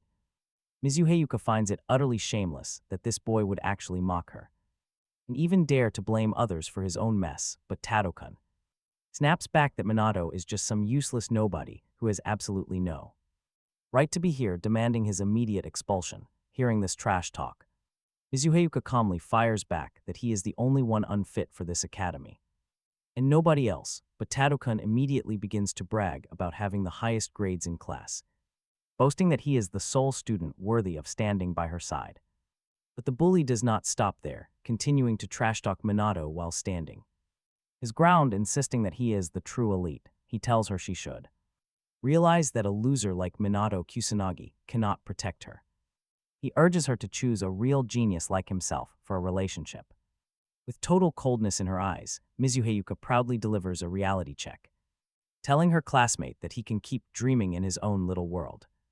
This absolute shutdown leaves the bully completely jaw-dropped and frozen in shock. Talk about a public embarrassment, but she is not even finished with him yet. The girl adds that she would never date a cruel guy who mocks others. Watching this whole drama unfold, Minato just sits back in absolute silence. He thinks the situation is fairly typical, though he does feel slightly bad for him. But the director steps in, declaring that the blame lies with Tadokun. It is clear that Minato Kusanagi was only using his magic in self-defense. He firmly announces that the academy has no room for selfish troublemakers who abuse their power for petty reasons, and just like that, the director expels the bullies on the spot. The shocked boys whine that it is unfair, since they were only following orders, but the teacher simply smiles. He tells Minato and Mizuhayuka they are free to go. In the hallway, Mizuhayuka fumes with rage, calling the bullies' actions incredibly cheap and low. She is deeply insulted, while Minato wonders about their fate after expulsion. Mizuhayuka explains that their dreams of becoming magicians are officially over. Their magic licenses are gone forever, a fitting end for people like them. Turning her gaze to Minato Kusanagi, she demands to know why he stayed so quiet while they dragged his name through the absolute mud. Minato quietly thinks to himself that he was actually preparing to speak up. But she started defending him so fiercely that he just did not want to interrupt. Seeing the sudden look in his eyes, Mizuhayuka realizes he wants to say something. She asks what is on his mind, and Minato hesitates briefly. He notes that it is not the first time she has stepped in to save him, recalling how she stood up for him during their mock battle training. He looks straight at her, calling Mizuhayuka a genuinely amazing and kind person. Hearing this unexpected compliment, the girl completely freezes and blushes deep red. She is left utterly speechless. Talk about a total critical hit to her feelings. She frantically tells him to stop saying such embarrassing things and runs ahead. Minato decides to stay quiet, watching her leave with a soft smile on his face. He reflects on his past, realizing his original self is gone. Reborn into this new body, he knows the original kid likely perished from the relentless bullying, though Minato understands that fate cannot be easily undone. This seemed like a simple car accident, nothing mysterious about it at all. It is impossible to know for sure, but those bullies finally got their punishment. From now on, those punks will never be able to use magic for evil again. Meanwhile, the director is complaining about students using magic outside the academy. He lists those involved, but quickly adds a bit of good news. Fortunately, none of the ordinary civilians were injured in the chaos. The girl standing opposite has absolutely no idea why she was summoned. The director explains that one of the troublemakers was actually Yuika. She simply nods, thanking him for letting her know the truth. As she turns to leave, the director tells her to say hello. Say hello to her father, that is, the beauty reassures him. Her father is highly interested in investing heavily in this academy. Walking down the hall, the guys discuss Kusanaga's unbelievable magic strength. Taking down multiple magicians at once, that is not normal student power. But she has no fear, she actually has other plans for him. Though what exactly she has planned, she keeps entirely to herself. Her companion asks what they do next, but she is patient. No rush, she wants to see how strong this Kusanagi really is first. Once they figure that out, they can proceed with their agenda. Ruka also wonders if her little sister will finally quit the academy. Ryuji Katsuragi grins, finding the whole dynamic incredibly entertaining to watch. Meanwhile, Minato lounges at his desk, staring peacefully out the window. He wants absolute quiet, but his classmates are focused on something else. Now watch, they are all hooked on a viral hero video. It shows a mysterious mage saving a drunkard from a vicious predator. They whisper that the hero must belong to some elite noble family. Minato just sighs, classic, he brushes it off with a yawn. It is none of his business anyway, he closes his eyes. But right as he tries to drift off, the teacher yells. He announces that because so many failed the previous power assessment, they will all have to retake it. Minato groans in disappointment. He cannot believe they repaired that testing machine so incredibly fast. Standing right behind him, Yuika is eager to see his actual score. But wait, a sudden commotion makes everyone turn around in shock. Whispers ripple through the room as they spot a visitor. It is Yuika's sister, and Yuika has absolutely no idea why. They had never agreed on her visiting the academy class today. Staring at Minato, she wonders if Ruka came to inspect him. Perhaps her sister also finds his hidden magical strength highly suspicious. Moments later, our protagonist steps up to the scary evaluation stone. He broke the last one, so he needs to be careful. Minato slowly touches the surface, watching the soft blue glow emerge. He is sweating, trying his absolute best not to cause another disaster. Suddenly, the numbers on the testing screen begin spinning wildly out of control. No one can predict what happens next. As the test concludes, when Minato Kusanagi finally steps down, he is panting heavily as if he had been running a grueling marathon, up ahead. The instructor notes everything seemed to go smoothly. Meanwhile, Yuika Mizuha also stares intently at the scoreboard, completely shocked to see his elemental slots. Marked as absent, not far away, Yuika's older sister and her companion. Listen closely to the teacher's analysis. The man stares at the board. Completely lost on how to explain these bizarre results, word spreads that his magic level is only 100, sending shockwaves through the classroom.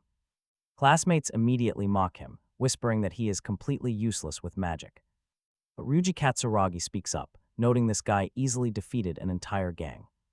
He insists there must be some mistake, but suddenly, Ruka Mizuha tells her friend it is time to leave, having seen more than enough. The surrounding students just keep snickering at our hero, assuming he is exhausted because his magical energy is practically non-existent.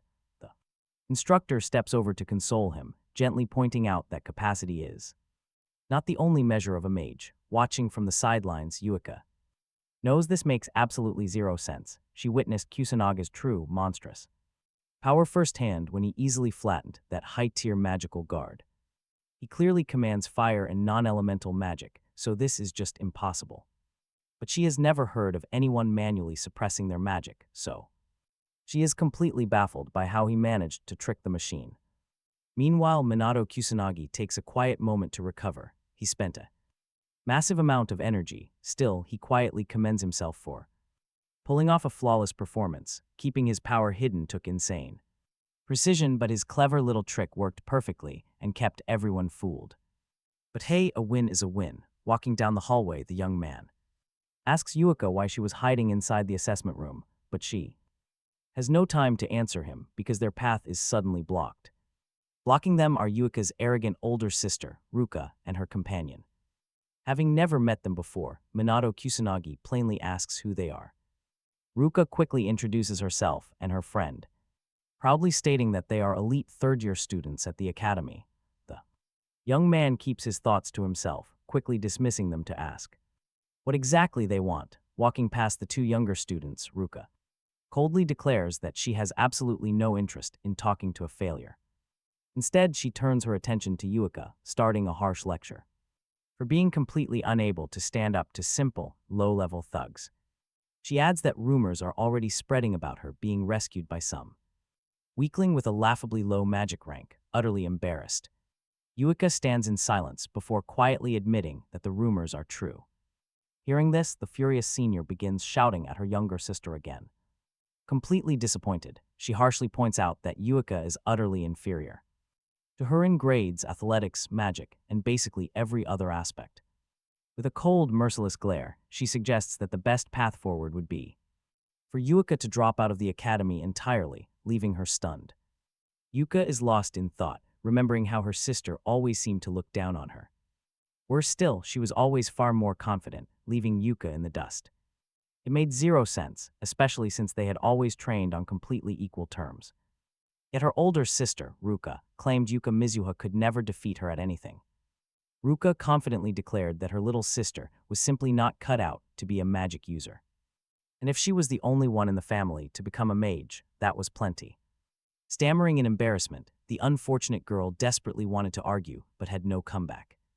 But with a desperate edge to her voice, Ruka added something else. She demanded that her sister do exactly as she said, leaving absolutely no room for debate. Yuka could clearly see that her sister was trembling, but Ruka just kept repeating her demands. She wanted her in a regular school, waiting confidently for Yuka to submit. Ruka was completely confident that Yuka would not argue, but Yuka only clenched her fists tight. She tried to mumble something under her breath until Minato Kusanagi stepped in. He casually pointed out how incredibly arrogant she sounded, making Ruka whip around. She turned and demanded he repeat himself, but he calmly stood his ground. He noted how she just talked nonstop, without letting anyone else speak. If that is not pure arrogance, he calmly asked, then what exactly do you call it? Ruka snapped back, reminding him this was strictly a private family conversation. She snapped that outsiders were not allowed to speak, but he called it a flat-out order. Ruka completely lost it. She immediately started yelling at Minato Kusanagi. Minato calmly pointed out that she had absolutely no right to impose her lifestyle on others. There was absolutely no logical reason to do so, even with family members. Ruka spat back. It was only wise to give up entirely on such an impossible dream. She insisted that Yuka had zero magical talent and would only keep failing. With tears welling in her eyes, Yuka silently admitted to herself she had no talent. Maybe she really did lack talent and had just been lying to herself. She had spent so much effort trying to convince herself she possessed the right qualities. But deep down, she knew she was just hiding from the brutal truth. It was impossible to deny that her sister was vastly stronger and too hard to fight. Minato confidently declared she would win, and trust me, he meant every word. Yuka stared at the young man in absolute disbelief, unable to comprehend his confident words. Ruka watched in utter disbelief, shocked that anyone would dare challenge her authority. She was completely stunned that anyone would dare contradict her, especially on this private matter. Minato quickly clarified that this victory would not be decided right here and now. Ruka quickly agreed with a smug smile, proposing they settle this match in 2 weeks. She proposed a magical 2-on-2 duel, which only made Minato Kusanagi smile. To him, this was simply a highly entertaining adventure he had not experienced in ages. Ruka Mizuha sneered, assuming that after talking big, he would probably just run. But he stood absolutely firm, making it clear that running away was out of the question. In fact, he was personally going to fight alongside Yuka in this upcoming duel. Slipping his hands into his pockets, he calmly turned to Yuka and asked her move. The flustered girl stared straight ahead, completely overwhelmed by the sudden turn of events. She was completely unsure of what to do in this crazy situation, stammering over her words. It was obvious she desperately wanted to prove herself, but fear held her back. Yet moments later, she gathered her courage and proudly declared she was in. The cheerful classmate looked at her, declaring everything was finally settled. He added that if he and Yuka won, nobody would ever interfere again. Immediately, her older sister Ruka shot back that if they lost, her younger sister would leave the academy. As they walked away, the guys warned that no one would hold back, promising a real brutal fight. After a short while, they headed outside, and Yuka timidly asked her new friend for a huge favor. Suddenly, the girl asked the young man to become her personal mentor in magic. Hearing this, Minato was completely taken aback. He could not understand why she called him to the roof for such unexpected things. That is why he pointed out he was just a low-level mage with 100 points, yet despite this, she still wanted him as her mentor. Which sounded pretty ridiculous, but the girl honestly insisted that he was hiding his real strength, and honestly she was completely right, he is incredibly strong. Man stared closely at her, totally unsure of what to do in this situation. But his classmate continued to insist that the teenager definitely knew the secrets to becoming much stronger, which is why he talked about defeating her sister. Otherwise, he would never have made such a bold claim. After thinking about it, Minato Kusanagi decided that people like his classmate always see everything as strictly black or white, which is why she provoked this confrontation. Moment later, the poor girl lowered her head and began to cry, realizing she was too weak to even compete. Realizing he had no choice, the young man sighed deeply and agreed to help her. Lifting her head, Yuka stammered, asking if this was really true and if she was truly that lucky, but the guy added rather sharply that anything was possible, provided she strictly followed his instructions and did not run away halfway through. Seeing the sudden joy in Yuka's eyes, and honestly, who could ever say no to that? She asked so desperately. Besides, this country desperately needed high-level mages anyway, so these magic lessons would not go to waste. Looking ahead, the teenager said, They would start today, though he had no idea where they should practice. Quite embarrassed, the beauty timidly suggested they could practice in her own backyard. Soon, everything was ready and they prepared to begin.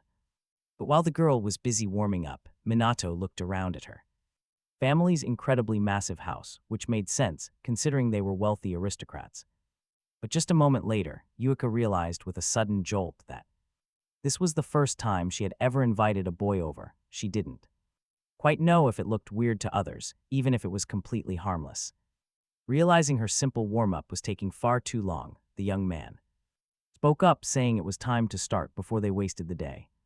Hearing him call her by her first name, Yuika immediately blushed deeply and nervously started asking questions about it, but Minato calmly explained that her sister shared the same last name, so using it for both would feel incredibly confusing. Calling out to just one of them would not make it immediately clear which sister he actually meant. Yuika instantly grew flustered when she heard him casually say that he would address her so familiarly. Realizing that it was finally time to begin, Minato smiled and happily announced their training.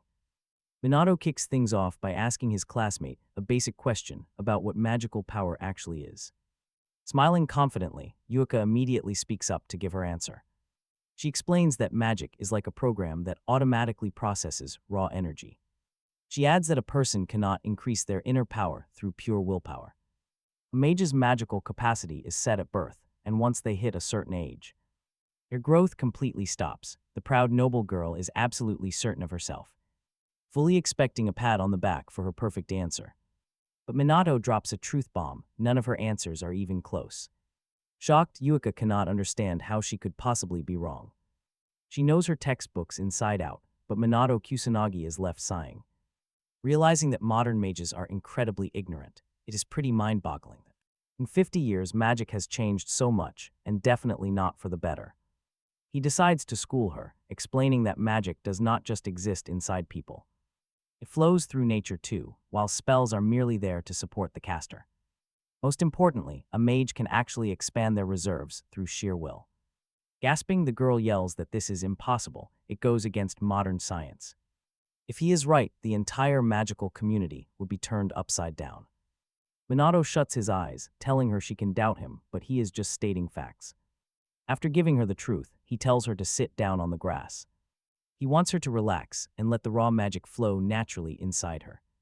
Once she feels the energy, she needs to speak up. Yuika is completely lost. But Minato warns her that if she cannot sense it, she will never get stronger. He instructs her to concentrate as he places his hand right on her back. The moment he touches her, a brilliant blue energy erupts around them. The entire clearing falls into a deep, heavy silence as the magic surges. Minato Kusanagi notices she is dead silent, guessing the output is too low. To fix this, he pumps in a bit more power to trigger her senses. Suddenly, Yuika gasps and snaps her eyes open, feeling an instant shift. A deep warmth spreads across her back, completely catching her off guard. Looking back at him, she eagerly asks if this is what sensing magic feels like. As she rambles about the wild sensation, Minato tells her to remember it. Once she masters this feeling, she will be able to recognize magic anywhere. Soon, she will even see the mana flowing inside natural objects around her. This is her very first goal. Hearing this, she immediately starts bragging. She claims that a genius of her lineage can easily pull off such a simple task. But while she is celebrating, Minato realizes it took a massive surge of his mana just to get a reaction. In reality, Yuika might have zero talent for magic. A week later, they are back in the courtyard, with her crying in frustration. She cannot get a single thing right, which is highly annoying to Minato. A whole week of intense training has passed, yet his classmate is still struggling. She has not even grasped the absolute basics, but he refuses to give up. He decides to manually jumpstart her internal magic flow just one more time. He places his hand on her back again, hoping for some sort of breakthrough. Once the flow stabilizes, Minato pulls back and tells her she can look. Slowly, Yuika opens her eyes and is instantly stunned by what she sees. Her eyes widen as she lets out a breathless gasp, realizing she can finally see. Is this real? She asks if this magic is true. She stares down at her hands, unable to look away. Seeing mana is so easy now. Spinning around, the student is thrilled.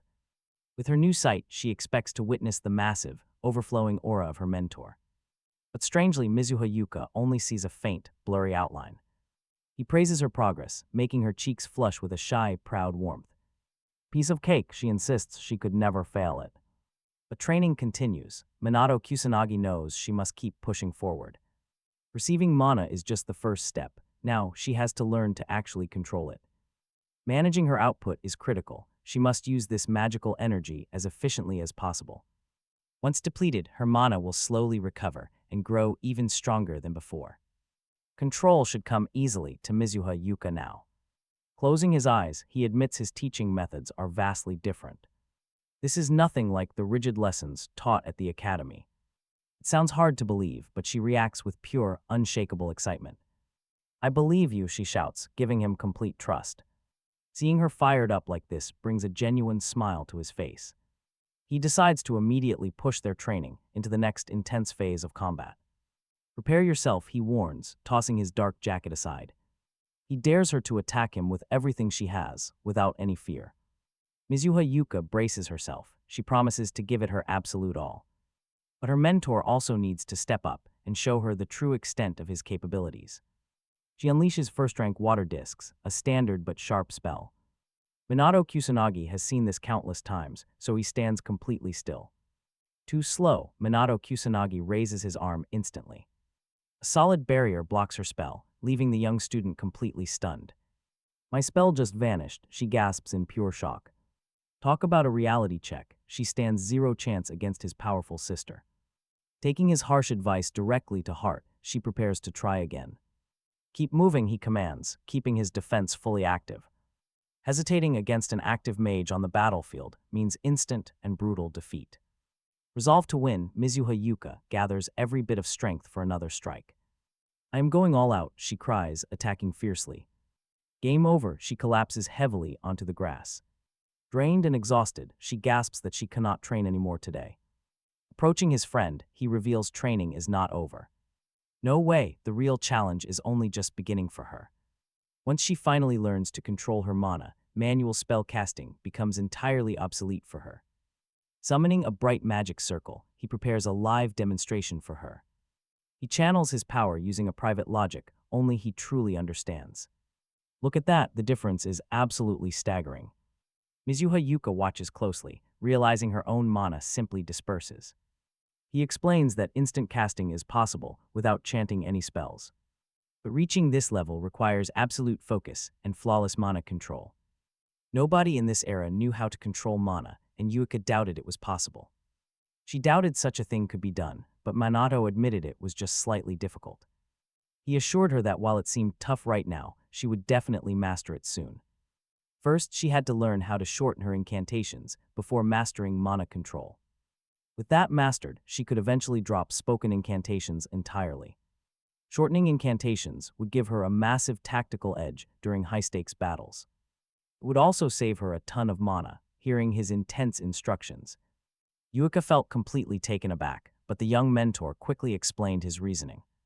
He insisted she had to cement this newly gained knowledge immediately. Otherwise, all this intense training would become totally pointless.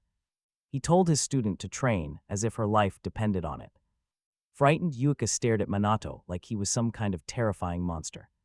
Seeing the beauty collapsed on the floor again, our hero made a silent note.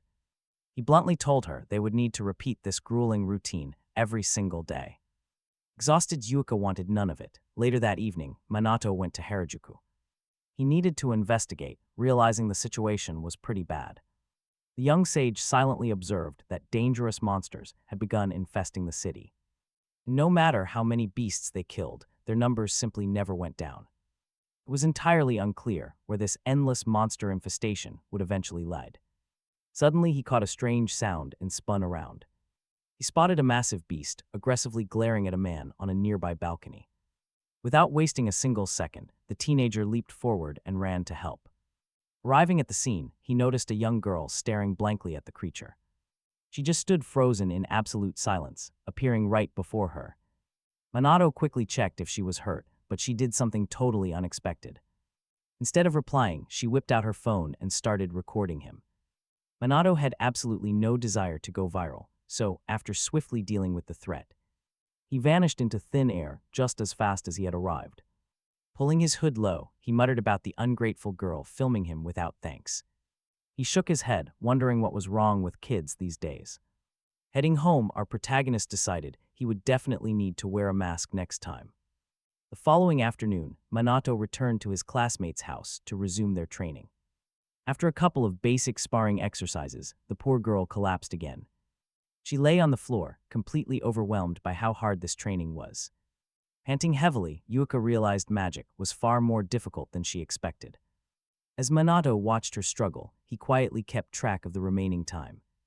Only a few days remained, and her progress was still way too slow. Objectively speaking, his student was lagging far behind. She was simply inferior to her genius older sister, Ruka, in every single way.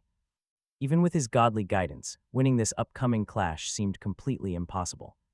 He bluntly suggested that she might want to just quit right now.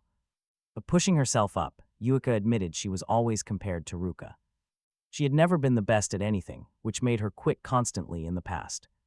But she refused to walk away from magic, no matter how tough it got. Minato simply warned her that training at this current speed would guarantee her defeat. There was still so much to cover, but his student yelled out loudly. She insisted that in that case, her mentor should be much tougher on her. Smiling, Minato confidently agreed that in that case, he would absolutely not hold back. Mizuheyuka loved this idea, finding it far more interesting to face real strength. It was better than dealing with someone holding back, but right after that. But the very next second, Minato started showing her specific tricks to pass the level. With the theory done, they immediately jumped back into intense physical training. They could not waste a single second, and by nightfall, Minato was carrying her. He carried her in his arms, her mana was totally empty. Standing in the courtyard, Mizuheyuka stared deeply at her mentor. She stayed completely silent, but Minato just smiled warmly. Hearing his praise, the exhausted girl collapsed onto the soft grass and let out a shout. This was the exact breakthrough she had been desperate to reach for a very long time.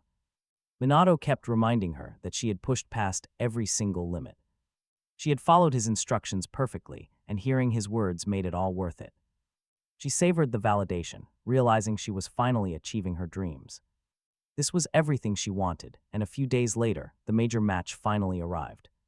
Honestly, the sheer tension in the air was crazy as the tournament arrived.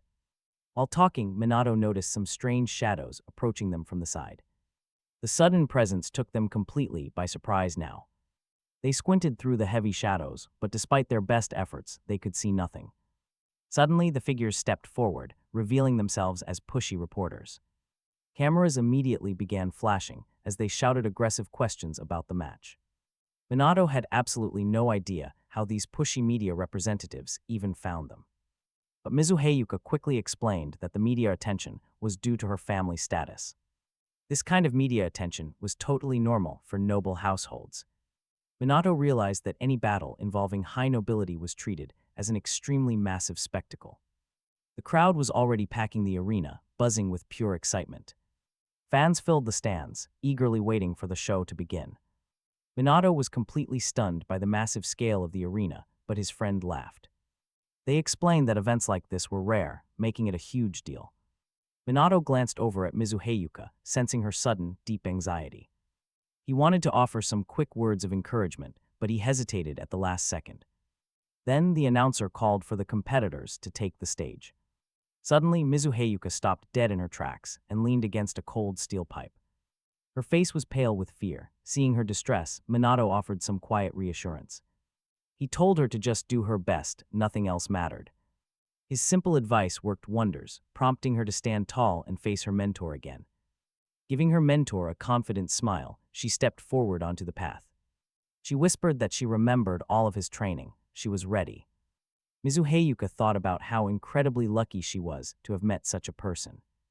His support meant everything. Entering the ring, she found her older sister waiting. The older sister stood with arms crossed, staring down her sibling. She haughtily declared that she was actually surprised her little sister had not run away. Mizuheyuka had no intention of arguing, simply stating that she was ready. She did not run. Her sister kept mocking her, asking if Yuka truly intended to win. She quickly added another question. Did Yuka really expect to defeat a magician like her? It seemed Yuka had gained some real confidence ahead of the clash. She shouted back that of course she was going to win, but Ruka refused to back down. Ruka scoffed, claiming her little sister had grown far too arrogant in just a few weeks.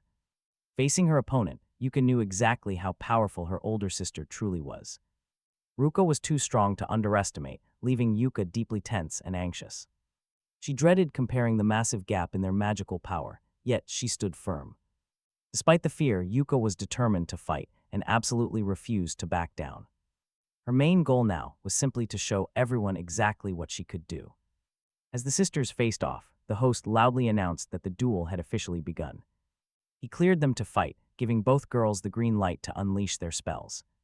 Bracing herself, Yuka decided to chant a shorter spell to focus her strength. But her sister easily read her movements and immediately put up a solid defense. Minato knew that keeping in constant motion was the absolute key to victory. It was clear that Ruka was also fully aware of this standard combat strategy. Unfortunately, Yuka was so incredibly nervous that she completely forgot this vital tactic. Because of her panic, her advantage in spell speed was completely thrown away.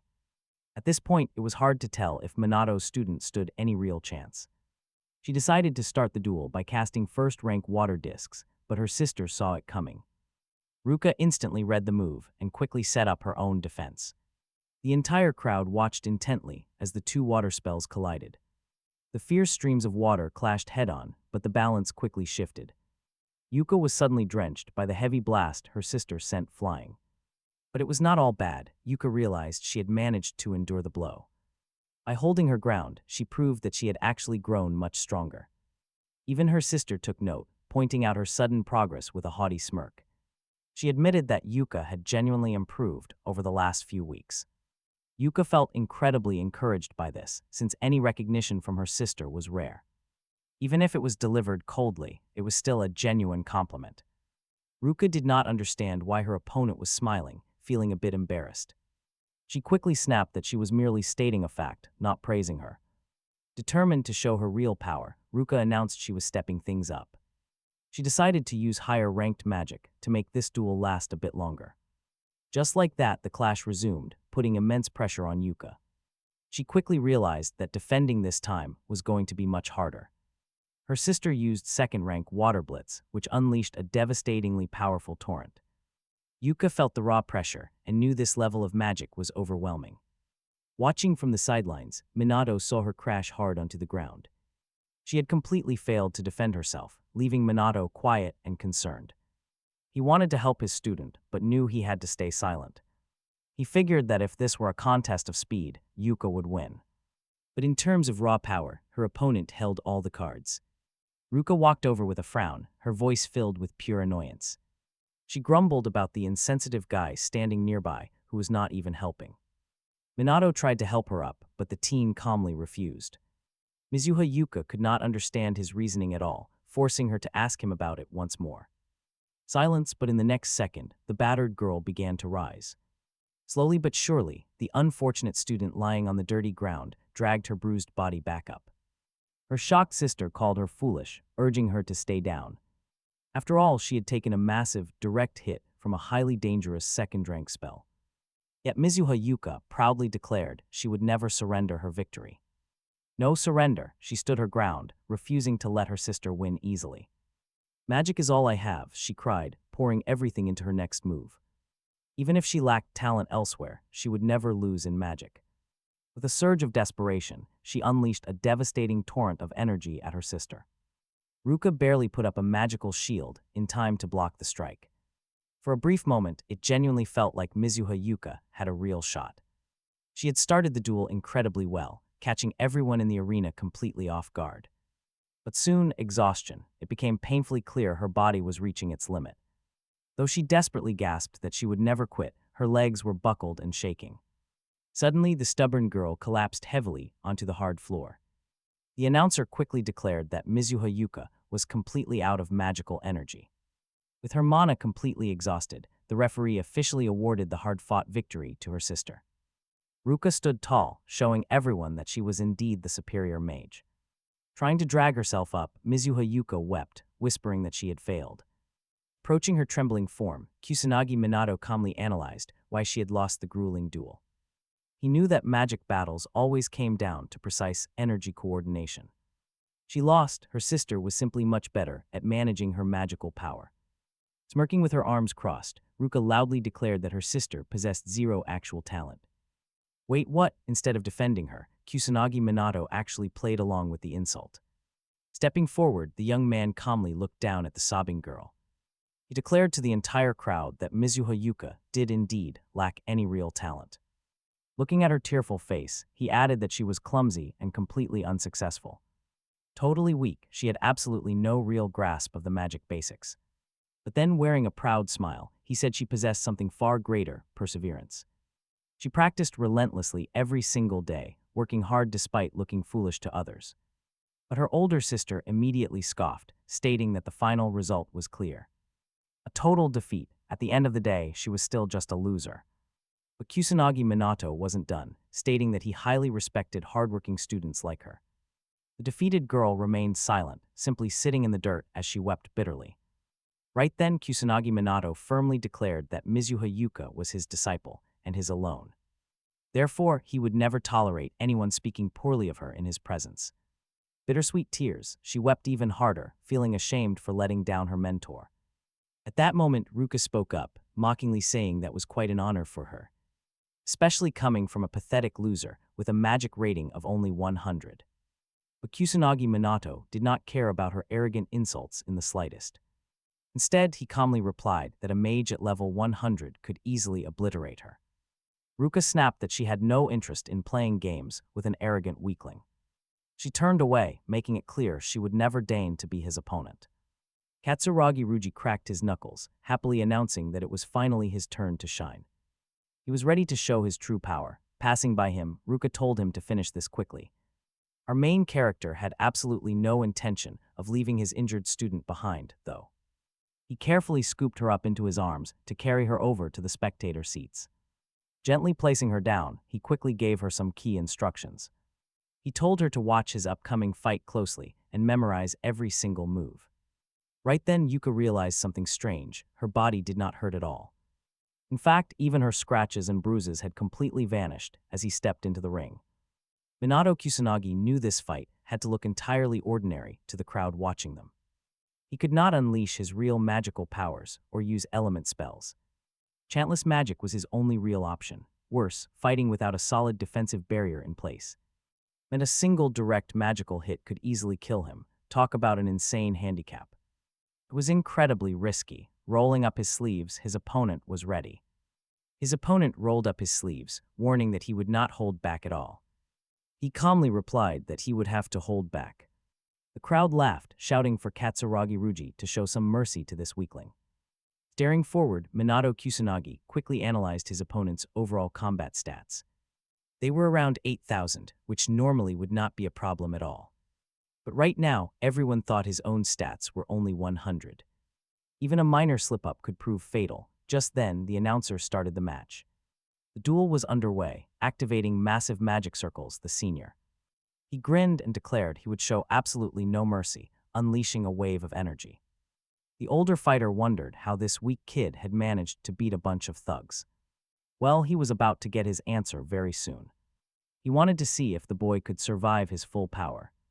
But then, the absolutely unexpected happened in front of everyone. A concentrated beam of energy struck the senior square in the forehead. Minato Kusanagi calmly noted that his opponent had simply reacted too late. Silence blanketed the stadium. Nobody could comprehend what had just happened so fast. Breaking the quiet, the announcer declared the match over with Minato Kusanagi as the winner. Ruka rushed down to her unconscious friend, utterly baffled by the sudden defeat.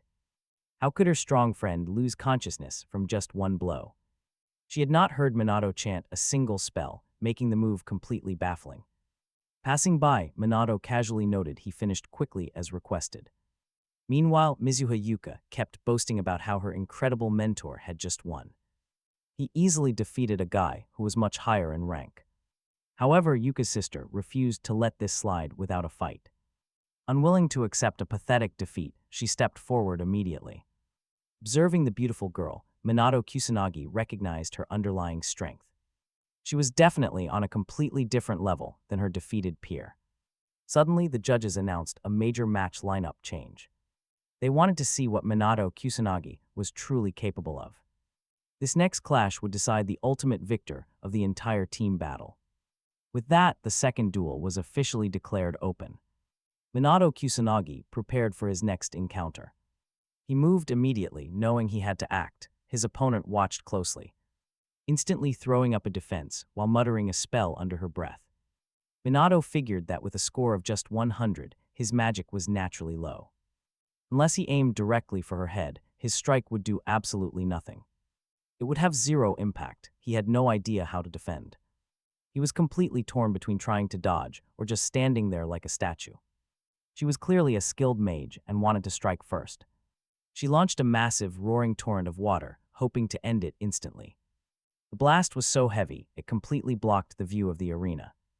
But her move was useless. Kusanagi Minato just stood there, completely motionless, looking as if he had not even been touched at all. Stunned, Ruka could not understand how he did not have one single scratch. Not a single bruise was on him. It did not even look like he used magic. Everyone in the stands clearly saw the massive wave hit him. Yet the boy was completely dry, as if the water had missed him entirely. His student was thrilled for his success, but she was dying to know his secret. What technique did he use? Meanwhile, his rival had no intention of backing down. She would uncover his little secret eventually, but right now, she had to strike again. As she launched another attack, the young man swiftly dodged the incoming water. Thankfully, his incredible speed made it easy to slip past the blast. At that moment, the girl realized what he was doing, which shocked her even more. Why would anyone waste energy dodging when they could just block it with magic? Watching closely, Mizuhayuka reasoned that magic is normally countered with magic. Even if there is a power gap, you have to weaken the hit or you die. Skipping that defense is pure suicide. At the second rank, speed and mass are different. Honestly, dodging a second rank spell should be physically impossible. How did he do that? Yet this strange student showed absolutely no fear in the face of danger.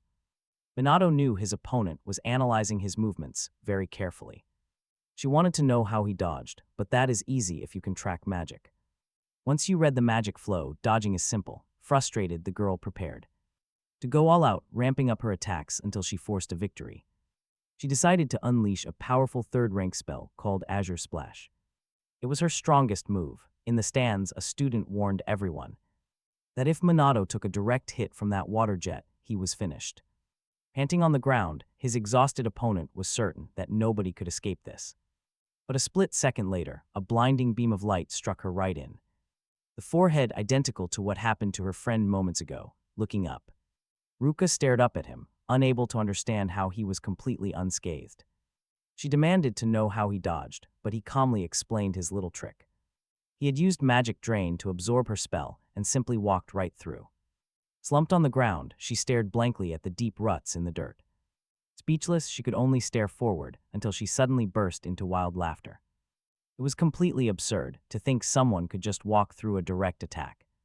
Looking up at the open sky, she admitted that she was totally defeated. Right on cue, the referee stepped up and loudly announced the winner. The announcer declared Kusanagi Minato the winner of this round, a joyful Mizuha. Yuika ran straight to her mentor to check on him, while her sister, who was completely ignored, chimed in that she was fine too. The young man ignored any explanation and simply stated that they had won the battle. His classmate beamed with happiness, locking eyes with her friend in sheer relief. Picking herself up, the older sister declared she would keep her promise and stop interfering, letting them do whatever they pleased from now on. The young man kept quiet, merely letting out a heavy sigh. As she walked away, the teenager realized that Mizuharuka had held back because her sister was barely hurt, even though she fought with absolute intensity while trying to deny it all. Soon after, the teenager pointed out that they had to face the facts. His younger sister had grown incredibly strong over this short period, meaning she did not need to be coddled or protected anymore.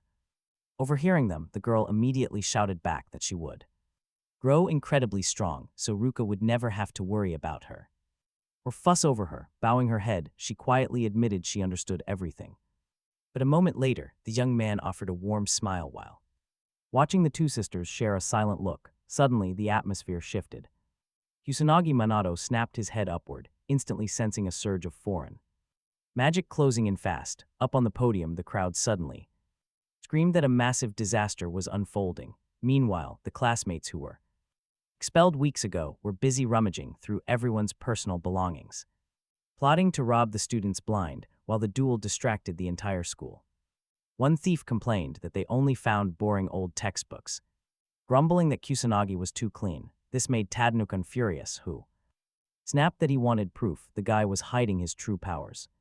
How else could he wield such insane magic? Suddenly, a student froze and stared out the window in absolute terror. His friend asked why he was silent, but the boy remained speechless. Suddenly, the red-haired kid's eyes went wide, completely unable to process the horrific sight before him.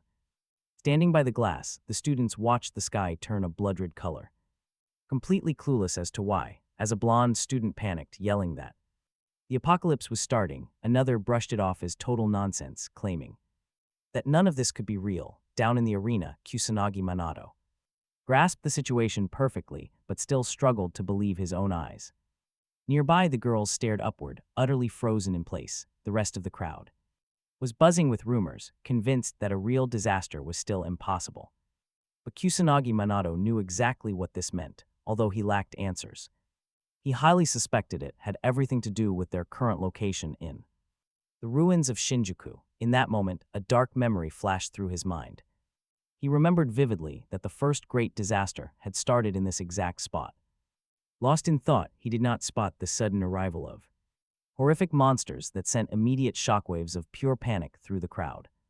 Their teacher recognized the immense danger but kept her composure desperately, telling the students to stay calm and avoid stampeding. Suddenly, they all saw a blinding beam of light erupts, instantly slamming the vicious beasts to the floor. Minato sees the terror in his classmates' eyes and steps up to reassure them. He commands them to stay calm. They stare back, completely transfixed by him. This ordinary student suddenly feels like the only one running the show. Minato explains that these are just the weak, early-stage monsters of the disaster. If they just keep their heads, they will all make it out alive. He directs the crowd toward the gymnasium. Then he heads over to the girls. He tells them to evacuate too, but they stop him with a sudden question. Where is he going? Minato looks back, determined to save those left behind. He is going back inside the main building, leaving their teacher completely stunned. The teacher warns him that going alone is suicide. Suddenly, Ruji Katsuragi steps forward. He volunteers to tag along. If Minato is right, they should be fine. The teacher tries to argue, but the students have already made up their minds. Having witnessed that raw power, the teacher reluctantly lets them go. But he warns them no reckless heroics, just get back safely. Someone asks if the upperclassmen will die, but Minato simply shrugs. Approaching his companion, Minato speaks in a reassuring, gentle tone. He whispers that he has to go. The terrified girl begs him to be careful. She just wants him safe. Out on the path, Ruji yells out in excitement. He boasts about taking the lead. To him, running 100 meters in 10 seconds is easy. He asks Minato if he can even keep up with that kind of pace. But within a split second, the quiet student matches his speed. In fact, he is faster. Minato surges ahead, easily overtaking the athletic rival who challenged him earlier. He agrees with Ruji. They are going to be the first ones there. Ruji grins as they accelerate, thrilled by their unbelievable speed. But he knows that raw speed is not enough to survive this mess. He wants to test their real combat power and save every single survivor. Meanwhile, Minato senses a high concentration of magical power inside the building. The reading hits 58. Many students in there do not even have magic. He only has seconds before he breaches the entrance to see the situation. He bursts through the doors, finally revealing the chaos inside. The monsters have already breached the halls, cornering the helpless students. Seeing the danger, Minato knows there is absolutely no time to waste. There are too many targets scattered around. He needs to move fast. Without hesitation, he unleashes a wave of spells to obliterate the beasts. With devastating magical power, Minato effortlessly clears the entire room. He is a force of nature, executing his moves with perfect precision. He yells for them to sweep the rest of the school immediately. Just as the area seems clear, a monster lunges from his blind spot. But Minato expected this. It is a trap, and the beast fell right into it. He raises a hand, blasting the monster point blank with raw energy. Ruji calls out to him, checking if he is still doing okay. Minato stands calmly amidst a pile of defeated beasts, completely unfazed. A rescued student stares at him in sheer awe. He is perfectly fine. Walking past his partner, he quietly says that he trusts him. He was helping them evacuate some of the students. Suddenly, the young man stopped and warned him that going on alone was way too dangerous. The student wanted to argue, but only saw a cloud of dust left on the floor, which proved his partner was already gone. He silently marveled that Minato Kusanagi possessed truly incredible speed. Then, scratching behind his ear, the student realized he was just a massive burden here, even though he fully understood he could not argue. After all, the teenager had just wiped out a crowd of magical beasts in mere seconds, but the biggest question on his mind was who this mysterious young man actually was. Running down the corridor, Minato Kusanagi realized that while fighting magical projectiles outside was easy, inside the school walls, stray magical blasts could easily strike the terrified students. So he had no choice but to systematically eliminate these predators at a steady pace using basic low-level spells. That was exactly his game plan. As soon as he arrived and came face to face with one of those dangerous creatures, the kids screamed, though it was hard to tell if they feared the beast or were just stunned by how unusually his magic worked. Observing the scene, the young man knew he could not leave them behind in such danger. However, he could not escort every single survivor to safety himself. Evacuation zone one by one. Right then, Katsuragi Ruji shouted out to the panicked students to run for safety while he held off the beast. But a moment later, a student pointed toward the sky and screamed. Everyone looked up to see school students floating high in the sky, trapped inside strange green spheres that drifted effortlessly through the air like light balloons. No one could comprehend what kind of force was carrying them so high. This completely baffled the third-year student, who had never witnessed such magic, though he easily guessed who was behind it. Looking out the window, our hero smiled at his partner, fully confident he could hold his own. Suddenly, an uneasy feeling struck Minato Kusanagi, reminding him that he needed to focus on his own reality. In another classroom, a terrified girl cowered against the wall, begging the monster to stay back, but the real nightmare was that there were multiple predators in the room, and they had completely cornered the poor girl. With every ticking second, her terror grew, and can you blame her? And she desperately tried to call for help with a trembling voice. She began crying and screaming at the top of her lungs, praying someone would hear her. Right then, something extraordinary happened as a brilliant stream of light completely flooded the room. The girl rose from the floor and stared in utter disbelief at the blinding display. Suddenly, she remembered what had happened 2 weeks ago in Shibuya when they were in class, realizing she was witnessing that exact same miracle again. Minato Kusanagi stepped into the room a second later, asking his terrified classmate if she was doing okay. At his words, the girl's shock grew even greater, and she felt incredibly embarrassed, barely able to stammer that she knew he was the one who saved her. Scratching his head, the young man modestly admitted that it was true. The girl decided to ask her burning question, inquiring about the true nature of their practical classes, and faced with his yes, the tearful student immediately starts sobbing and thanking him. She keeps crying that he has already saved her twice, but our quiet protagonist hates the attention. He hates fame and has zero interest in being treated like some legendary champion. So he shrugs it off as standard. Nearby, a quiet girl crosses her arms. She remains completely silent, but keeps her eyes locked on the crying student. Finally, Katsuragi Ruji breaks the heavy silence, running up and gasping for breath. He desperately asks who else needs saving and where they should go next. Heading up the stairs, the young man tells his classmate to follow the senior to safety. But the gorgeous girl makes no move to leave because she is completely hypnotized by him. She simply stares as he walks away. Moving forward, Minato Kusagani realizes the danger is far from over. Too many innocent people are still trapped, and they are desperately running out of time. Waiting for help is not an option. He has to act now. Meanwhile, inside a tense office meeting, a gray-haired man announces that disaster has struck. He informs the panicked crowd that a massive calamity has started at the Magic Academy. Instantly, wild rumors and panic sweep through the entire room. No one understands how this is possible, since 50 years ago all monsters were wiped out. They were completely eradicated, so there is no way they could return this quickly. Yet the president keeps talking, explaining that they are already contacting the noble families. They are also reaching out to the monster countermeasure police force. Even the self-defense military forces are standing by, ready to deploy. Still, complaints ripple through the hall because they lack the strength to fight back. There simply are not enough capable mages to deal with these monsters. The president knows this truth all too well, realizing it is the price of peace. Decades of peace mean military spending has shifted entirely to defense. Most of the resources went into international diplomacy instead. Only the special police and noble magic houses are equipped to fight. But their numbers are terribly small, prompting the president to slam his fist down. He is terrified that the tragedy of 50 years ago is about to repeat itself. Worst of all, they no longer have their ultimate hero, Ichami Manato. Meanwhile, police officers speed down the street, discussing the terrifying situation. No mistakes, this nightmare is starting all over again. A blonde officer trembles, thinking of the 50 peaceful years they enjoyed. Safety was supposed to last forever, how wrong they were. But police inspector Shido Shigo remains determined that they can handle this. His partner Sonic Karen tries her best to swallow her rising panic. But keeping a cool head is easier said than done right now. Nobody actually knows how bad this will get, so they stay quiet. Before long, news broadcasts are swamped with live reports on the crisis. Reporters shout that the sky has turned crimson as endless monsters pour out.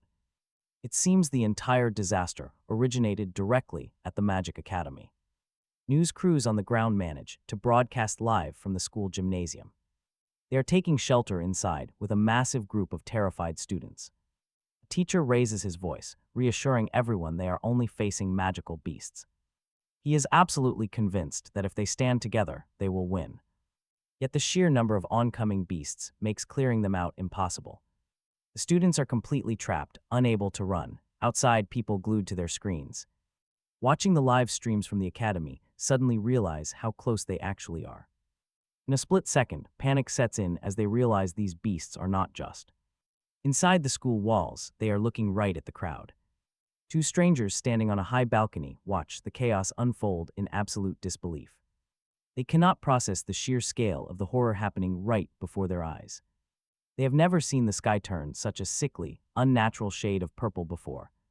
Nor have they ever seen monsters that stroll through the streets like they own the city. Yet some clueless bystanders still do not feel any fear, recording everything on their phones. They just stare, completely amazed, but the older generation knows much better. They remember the absolute nightmare of the last outbreak. Meanwhile, our hero is already on the move. Minato rushes through the building to save the next group of survivors trapped inside. He knows the area is crawling with beasts, signaling a massive shift. The situation is rapidly shifting into Phase 2, the monsters appearing now are getting way stronger, and no matter how many he slays, their numbers never drop. Until the main boss is taken down, the endless horde will keep spawning. Big Boss only shows up in the final phase, so survival is the game. Minato knows this disaster is bad news, and trust me, it is only getting worse. Looking up, he estimates there are about 20 people trapped in capsules across the building.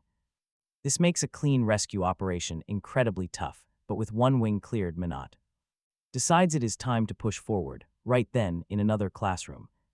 His old bullies are desperately fighting for their lives. Feeling completely helpless, Tadakun drops his hands in pure exhaustion. He mutters sadly that he does not have the strength to keep fighting them. Worst of all, these students are not just dealing with some low-level magical beasts. They are facing a deadly guard, the exact same monster from the alleyway. Trembling in fear, they cry out, wondering why this nightmare is back to haunt them. They regret staying behind in the classroom instead of evacuating when they had the chance. They should have run away early. Now they are completely trapped. Lead bully screams in sheer panic, realizing that Minato could easily take this thing down. But he does not have that kind of insane power, and he hates it. He is forced to admit to himself how incredibly weak he actually is. He always thought he was top dog, but reality just hit him hard. Suddenly, a brilliant flash of light floods the entire classroom. Just like before in that alleyway, a heavy, thick fog rolls in. Flares of crackling fire erupt across the floor, cutting through the dense mist. Standing in the middle of this chaos is Minato Kusanagi, staring at his bullies. No words are spoken, he has absolutely nothing to say to them. Minato simply turns on his heel, getting ready to leave them behind. Slumped on the floor, the red-haired bully realizes this kid just saved them yet again. Same story, but this time he wants to change the ending. He desperately calls out to Minato, begging him not to leave so quickly. He asks why Minato Kusanagi saved them, especially since he has every reason to hate them. Why would he waste his valuable time taking out the guard for them? Minato remains completely calm. His voice is completely flat as he replies that there was no real reason for doing it. It was simply an open opportunity, so he took it. Hearing this, Tadamokan bows his head, repeating what he just heard. Then he immediately screams at the top of his lungs that he is being deceived, that this is impossible because the boy was always completely untalented. The kid barely even used magic before and clearly lacked the skill. How could someone like that suddenly become this powerful? Turning round, the teenager calmly explains that the original Minato Kusanagi actually died in a horrific car accident and he was just reborn, yet his classmate remains completely baffled. By what happened next, he wonders if the crash itself somehow triggered this insane power. Hearing his opponent ramble about strength, our hero steps forward to look at him closely. He points out that truly strong people do not feel the need to oppress the weak. Instead, it is always the weak who prey on those even weaker than themselves, using a false sense of superiority to convince themselves they are strong. In truth, the person standing right in front of him has no interest in fighting. Minato knows his words have landed, so there is no point in explaining any further. And honestly, the tension in the room is heavy enough to suffocate them. His shaken opponent realizes every single word was completely accurate. He drops heavily to the cold floor, utterly defeated, and hangs his head in shame. In his mind, Tadamokan finally admits what he has been running away from all along. His own magic potential had completely stalled since high school, leaving him frustrated. He only targeted weaker students to vent his bitter anger, but now he was saved by Kusanagi. Accepting that the formerly weak kid had rescued him is a bitter pill to swallow. While Minato fights more monsters, the classmate blames himself for his own weakness. But Minato Kusanagi cannot afford to waste time on his classmates' regrets right now. He has a massive mission ahead of him that must be completed. The teenager focuses on his opponents, knowing other lives are on the line. Striking with absolute precision, clearing these demonic beasts seems like child's play for him. He unleashes a series of calculated techniques, though he is barely scratching the surface of his legendary ancient power. Within minutes, the battlefield goes dead silent as he surveys the aftermath. He notices the rising guard count and figures the boss cannot be far off. Turning back to the trembling students on the ground, he tells them to relax. But of course, there's always that one guy who has to complain. Speaking up with obvious annoyance, Ryuji Katsuragi complains about the unfair situation. He groans that the kid dumped everything on him, forcing him to fight solo. Now he has to deal with a massive swarm of monsters heading his way. Suddenly, Ryuji spots a group of beasts lunging at a nearby female student. She is in direct danger and needs immediate saving. Drawing his weapon, he yells that he will handle this threat and keep everyone safe from harm. He commands the panicking crowd to stay calm and follow his lead. The terrified kids are relieved, grateful that someone actually cares about protecting them. They never expected a hero to emerge in the middle of this chaos. But the relief is short-lived. Ryuji suddenly clutches his head as things spiral out of control. The enemy numbers are simply too massive to fight alone. Just as despair sets in, Minato Kusanagi suddenly appears right beside him and asks if he could use a helping hand, catching his classmate completely off guard. Katsuragi Ryuji begs Minato Kusanagi to stop popping up out of nowhere while staring down the monsters. The teen calmly replies that he needs to wipe out these beasts before doing anything else. But his terrified companion gasps that they cannot possibly survive this massive horde alone. He insists their best option right now is to find another path to escape. But Minato Kusanagi is not the type to just stand around and overthink. Without hesitation, he leaps forward and starts slaughtering the beasts one by one. Even with the horde almost entirely wiped out, he keeps his magic circle active. The third-year student, who just seconds ago lost all hope, is completely speechless. He cannot comprehend how a mere teenager managed to pull off such a miracle. With the path finally cleared, Minato Kusanagi signals to the waiting students. He yells out that the way is clear and they can escape now. Knowing how deadly these beasts are, the students do not hesitate for a second. They immediately bolt toward the academy exit, but another surprise awaits them. Minato Kusanagi has actually cast a protective barrier along their entire path. This ensures their escape is as safe as possible. Katsuragi Ruji is absolutely stunned. The sheer level of the teenager's power leaves him utterly speechless and full of respect. It is a legendary feat, and he cannot help but feel proud of his junior. Once everyone is gone, the young hero decides to double-check the entire building.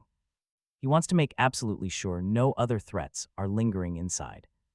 Meanwhile, a teacher closely watches his students hold off another wave of monsters. He barks orders to maintain formation, with Mizuha standing firm in the ranks. She quickly realizes that surviving this onslaught is far harder than she expected. Suddenly, her sister approaches from behind and wraps her arms around her shoulders. She whispers that if she cannot fight, she should hide to avoid being a burden. Turning around, Mizuha proudly declares that she has no intention of backing down. She insists she will fight because there is simply no time to rest. Mizuharuka remains silent, watching her sister head right back into the fray. She looks on as Mizuha steps back up and raises her defensive magic. Right then, Katsuragi Ruji arrives and reports that the rescued group is safe. The girls immediately ask him for an update on the current situation. He warns them it is critical, but Mizuharuka only cares about Kusanagi. She urgently asks if he is doing all right out there on his own. Katsuragi Ruji smiles and reassures her that the young hero is perfectly safe. In fact, he adds that this whole battle is just a warm-up for him. Hearing this, a wave of relief washes over Mizuharuka. Katsuragi Ruji cannot help but admit how incredibly cool Minato Kusanagi is. He believes that with his help, they might actually survive this nightmare. Mizuha proudly agrees, stating that she has absolute faith in him too. Suddenly, every student freezes in terror as a strange sound echoes around them. They start backing away in panic, whispering in fear. The teacher acts fast. He loudly orders everyone to head straight to the shelters immediately. But before they can move, a massive beast blocks their path, growling fiercely. Even Katsuragi Ruji realizes there are just too many of them. Their only option now is to find a place to hide. It feels as though the monsters are constantly tracking their every move. The beasts refuse to back down, rapidly closing the gap on the fleeing students. Desperately trying to reach the gymnasium, our heroes sprint ahead, knowing they cannot fight. Then a sudden pause. Yui abruptly stops her frantic run. Yui whirls around, freezing. A massive shadow looms directly behind them. The monster lunges. Fortunately, a sudden intervention cuts it off. The police squad arrives on scene, locked and loaded for serious combat. Their leader barks orders to open fire and protect the civilians. In this chaotic mess, civilian safety is their absolute priority. Hearing this, the terrified students finally erupt in cheers of relief. With law enforcement on the scene, they feel the nightmare is ending. Shidashigo tells the group they can breathe easy and start moving out. But Yui has other plans, insisting they stay to join the fight. The officers shut her down instantly, warning her to step back.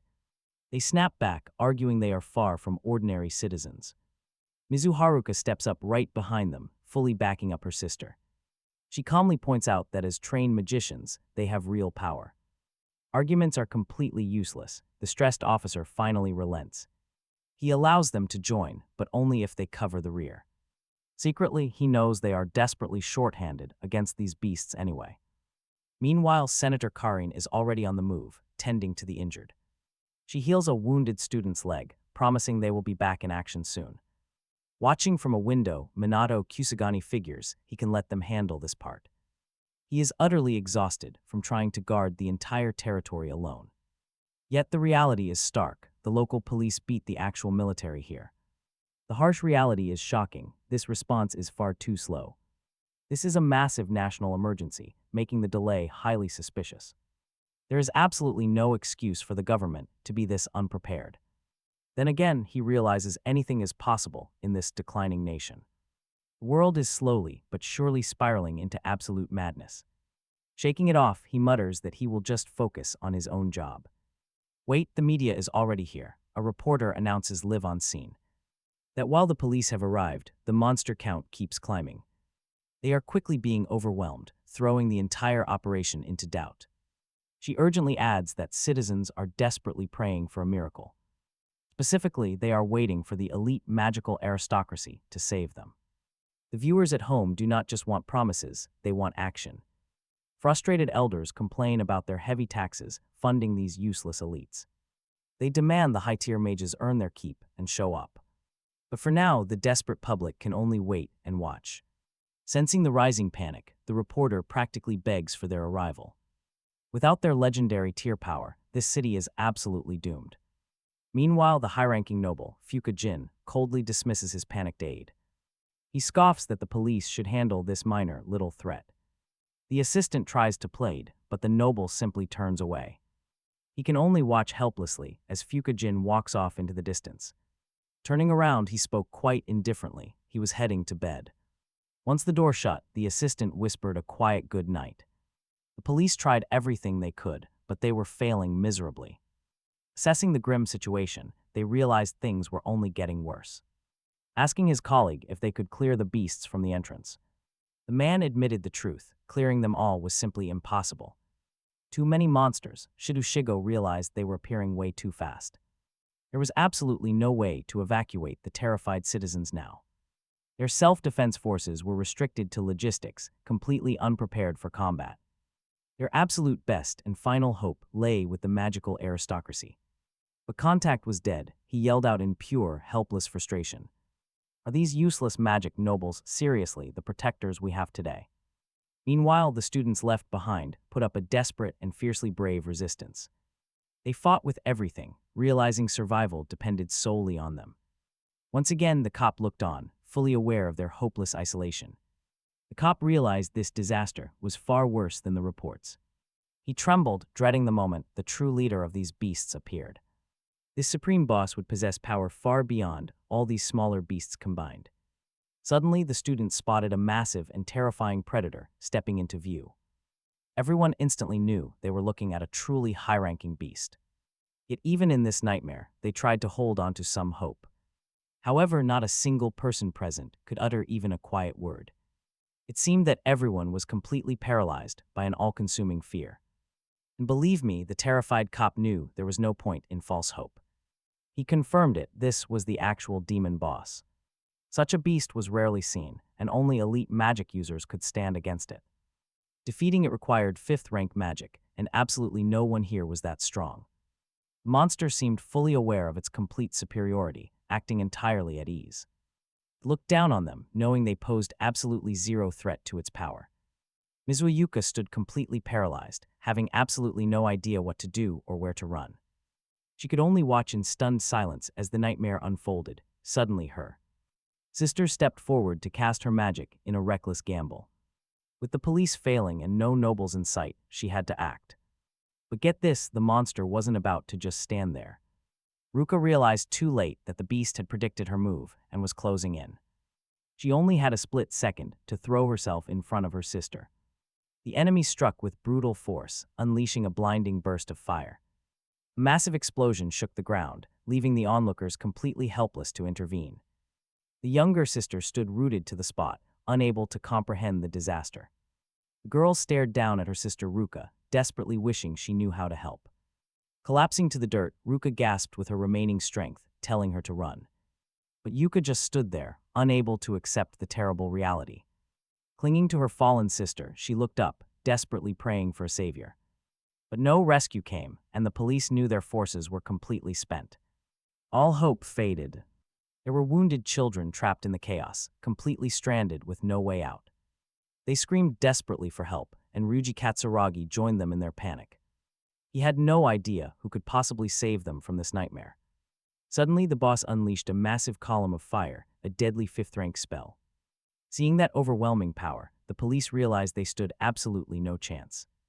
Clinging to her sister, Yuka screamed for Minato, desperate for a miracle. She kept calling his name, praying he could somehow stop this disaster. Despair completely took over, and her screams echoed louder through the chaos. Enveloped in roaring flames, the boss paid absolutely no attention to them. He only wanted to wipe the city away, a dark smirk on his face. With no rush to strike just yet, he waited, suddenly out of nowhere. Minato Kusanagi arrived, casually apologizing for showing up so late. He admitted he kept everyone waiting, but the delay was worth it. His grand entrance had not been in vain, making up for the delay. Yuika barely heard him. She just stared at her sister, crying. Minato looked at her and gently reassured her that Ruka was fine. She had only passed out, and she would wake up very soon. But they both knew that now was the time to focus on a bigger threat. Still, Minato did not want to rush, knowing what his allies had suffered. Many of his friends were lying wounded nearby, but they were still breathing. The priority right now was to take down the enemy boss. Standing up, Minato Kusanagi stared ahead, his expression turning sharp and focused. His ready stance radiated pure determination to end this fight. Nothing could stop him now when Yuika called out his name. The young man answered calmly, promising her that he would defeat this boss. She looked up at him and nodded, placing all her trust in him. Before heading into battle, the hero unleashed a stunning move. The entire ground suddenly glowed with a brilliant, warm white light. Surprised by this strange magic, Yuika watched in utter disbelief. But in a moment, she noticed that the wounds were suddenly starting to fade. The deep injuries on her sister and everyone else nearby were completely vanishing. The warm glow grew brighter and softer, washing away all their pain. It was a true miracle, saving even those on the brink of death. The students looked at their healed bodies and rejoiced in relief. But Karin, the policewoman, was completely dumbfounded by what she saw. She recognized it as high-tier holy magic, a power she could never reach. Running over to her partner, she asked him if he was all right. He weakly replied that his magical power was almost completely depleted. Karin immediately tried to make sense of what was happening. She wanted to ask her partner, but he answered in an exhausted voice. He said there was simply no time to sit around and analyze things. His only focus was saving every single person in danger. Seeing how exhausted he was, Karin began to lecture him for being so reckless. But he refused to back down, insisting they had to fight to the finish. The officer secretly worried it was all pointless, given the enemy's strength. She surveyed the smoking ruins, declaring the entire police force completely destroyed. No one could handle this mess alone, and nearby officers saw the horror firsthand. He muttered that they had been desperately waiting for reinforcements, but the army remained silent. Neither the self-defense forces nor the magical aristocrats would show up. Ordinary citizens were left completely abandoned to face an army of vicious, terrifying beasts. Worse yet, the demonic boss leading the horde seemed completely unstoppable, on-site journalists reported. With absolute dread, claiming this nightmare had to be some terrible mistake. The police were wiped out. Onlookers watched the ongoing horror, paralyzed with fear. They cried out in deep despair, realizing those wealthy magical nobles had abandoned them. The elites did not even deem them worthy of saving. No one was left to fight. Not a single soul could match a high-ranking demon amidst the chaos. Minato Kusanagi stood silent, focused. A trembling officer spotted him. He watched the teenager walk right toward the beast, screaming at him to stop. "Turn back," he screamed. "That demon will end you with a single glance." But Minato Kusanagi did not listen. He had no intention of stopping, eyes locked on his target. His objective lay right ahead. Staring cold-eyed at the boss, the boy spoke. "You have been throwing your weight around quite enough," he said. The demon stayed silent. It glared back, sizing up this challenger. A nearby survivor held his breath. He heard every word, especially when the demon growled its final warning. It would destroy Minato Kusanagi. The officers felt completely helpless. They had done all they could, but against a true demon, they were useless. Suddenly, the monster unleashed a massive surge of mana toward the boy. But Minato Kusanagi barely even blinked, simply telling the boss to shut its mouth already. The demon roared at the top of its lungs, absolutely desperate to force the boy into submission. It truly believed it was an invincible god, but Minato Kusanagi was thinking back. He had fought with everything during the Great Calamity, but now he had to hold back. If he went all out, he would completely terrify the onlookers. With a calculated flick, he fired a bright beam of pure force. The watching police braced themselves, believing the teenager was finished. Farther back, onlookers caught a glimpse and felt the exact same dread. But Minato Kusanagi was perfectly fine, gathering a massive charge of energy. He manifested several glowing magical discs, prepping them for both defense and assault. Seconds later, brilliant, intense threads of energy began to violently whip out from them. The raw power radiating from the discs was overwhelming, far surpassing expectations. This was on a completely different level compared to his casual academy training sessions. If the terrified police officers were shocked before, now they were completely dumbfounded. They had no idea who this mysterious, godlike student could possibly be. Even the broadcasting media pointed out that although his face remained hidden, he was undoubtedly a student from the local academy, but suddenly things escalated. A devastating torrent of roaring fire erupted from the enemy with violent force. Mizuhaya, actively spinning her magic disc, trying to steady her racing heart to fight. But as she struggled to unleash her spell, her mentor did something unbelievable. He executed a move so incredibly powerful it defied all modern logic. The surrounding students watched, praying their classmate would win. But without warning, a new threat closed in, surrounding them completely. Low-level monsters still crawled all over the area, the terrified students desperately wanted to react, but there was simply no time as they watched the beasts completely vanish in an instant. Gone. Standing up, the policeman told his partner they still had a job to finish, so they had to do what they could. Turning his head, Minato Kusanagi noted with satisfaction that the modern police did their job surprisingly well, but there was absolutely no time for distractions, so the teenager kept accumulating intense mana and aimed it right at the villain. The monster clearly hated it.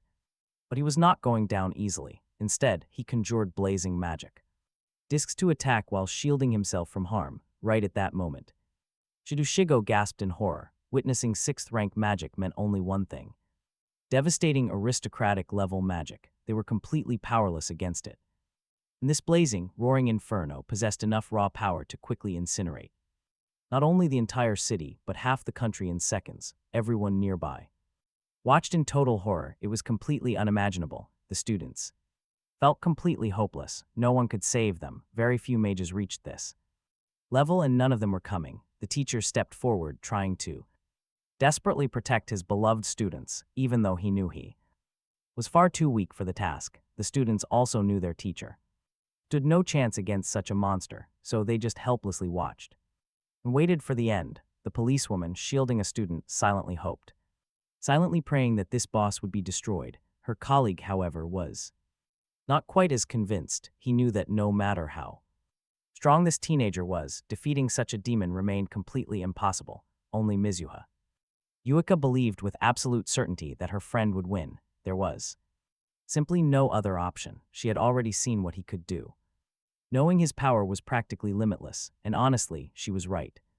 Meanwhile, Minato Kusanagi calmly noted that the giant demon was slow and had acted totally foolish by unleashing 6th rank magic. Actually, he was pretty happy, since he did not have to deal with complex 2nd rank spells, which were weaker but way harder to pull off. Beginning his mesmerizing magic manipulations, Minato Kusanagi quietly complained about not wanting to draw too much attention. Watching the enchantment, Shidushigo noted that the spell looked like a giant water snake, but the essence was completely different, a complex synthesis of magic. Suddenly, a massive serpent had emerged, formed entirely from rushing water. The boss watched as our hero not only absorbed the attack, but delivered an insanely powerful counter using his synthesized magic. The demon roared that he would destroy everyone, including the boy, but our student refused to back down, knowing exactly what he was truly capable of as he focused all his energy. With every passing second, finally, the young hero analyzed the results of his magic. Relaxing slightly, he thought to himself that this terrifying monster possessed absolutely no self-control. He had expected the battle to drag on much longer, but this beast was surprisingly weak. A few minutes passed, and everyone suddenly noticed a blinding beam of a column of light illuminates both the academy and the entire city. Smiling, Minato smiles, feeling relieved that with the boss defeated, the disaster is finally over. Now they can finally catch their breath. On the ground, the trembling students can barely process that the danger is gone. They are completely safe, but they are even more stunned that a regular student just destroyed that monster. The crowd suddenly erupts into wild cheers, crying out with pure relief. Even the reporters join in, since the local nobles never showed up. These media folks really thought they were all going to die today. Tears well up in the eyes of the policewoman. It is really over. Standing nearby, the officer Shidushigo is completely lost for words. He cannot comprehend how a mere student just took down a demon. Shidu knows that even if the elite nobles had actually bothered to show up, they would have been totally useless. But suddenly, the exhausted officer collapses. onto the grass, muttering that his trembling legs have completely given out from shock. Meanwhile, Minato walks over to Yuka, gently telling her that the fight is finally done. Smiling back, she says she never doubted him for a second. Crossing her arms, the pretty girl warmly thanks her savior for keeping her safe. Minato looks right at her, saying he is just glad he could help. But his quiet moment does not last. Suddenly, a massive crowd of students swarms him. They rush forward, showering the young hero with non-stop praise. They yell about how incredibly cool and fearless he was out there. No one can believe a regular classmate actually destroyed a high-level boss. Back in the classroom, his classmates crowd around a video of the fight. They gossip that absolutely nobody can match Minato Kusanagi in raw strength now. He is basically a god, and they ask if he has heard the big rumor. They wonder if he is really getting transferred directly to S-class. Just then, several girls step in, warning the guys to stop crowding their hero. They tell the boys to shut up. Minato hopes these girls have good intentions. But they immediately start firing off their own exhausting questions. Talk about annoying. Only one sarcastic, glasses-wearing boy sitting by the window stays quiet. He sneers, muttering that Minato Kusanagi is getting way too conceited. He insists a regular kid could never actually possess that kind of power. While the other students argue with this cynical boy, Minato takes advantage of the loud distraction to quietly slip right out. Escaping into the empty hallway, the tired teenager takes a deep, quiet breath. He thinks about how incredible it is to finally have some absolute silence. Suddenly, Yuka walks up, teasingly asking if the school hero is having trouble. Minato sighs, softly pleading with her to stop making fun of him like that. But Yuka just laughs, pointing out that he literally saved the entire school. There is no escaping his new title. To change the subject, Minato asks if the rumor is true and she is also transferring to S-class. She nods, explaining that the school promoted her because of her battle performance and her active role in holding the line during the monster outbreak. Minato asks if she is excited, and she smiles, thinking of someone special. She happily mentions that her sister is doing great and that they are finally. They were talking way more now. Yuka was absolutely thrilled. She loved that they were finally getting closer and understanding each other. Smiling warmly, she thanked Kusanagi for supporting her during the crisis. But instead of a sweet reply, she got a harsh reality check. Kusanagi calmly delivered a sharp slap right to Yuka's face. Stunned, Yuka stared in silence, but he just shrugged it off. He did not need constant praise, just for doing his job once. She wanted to argue, then she realized her mentor was right.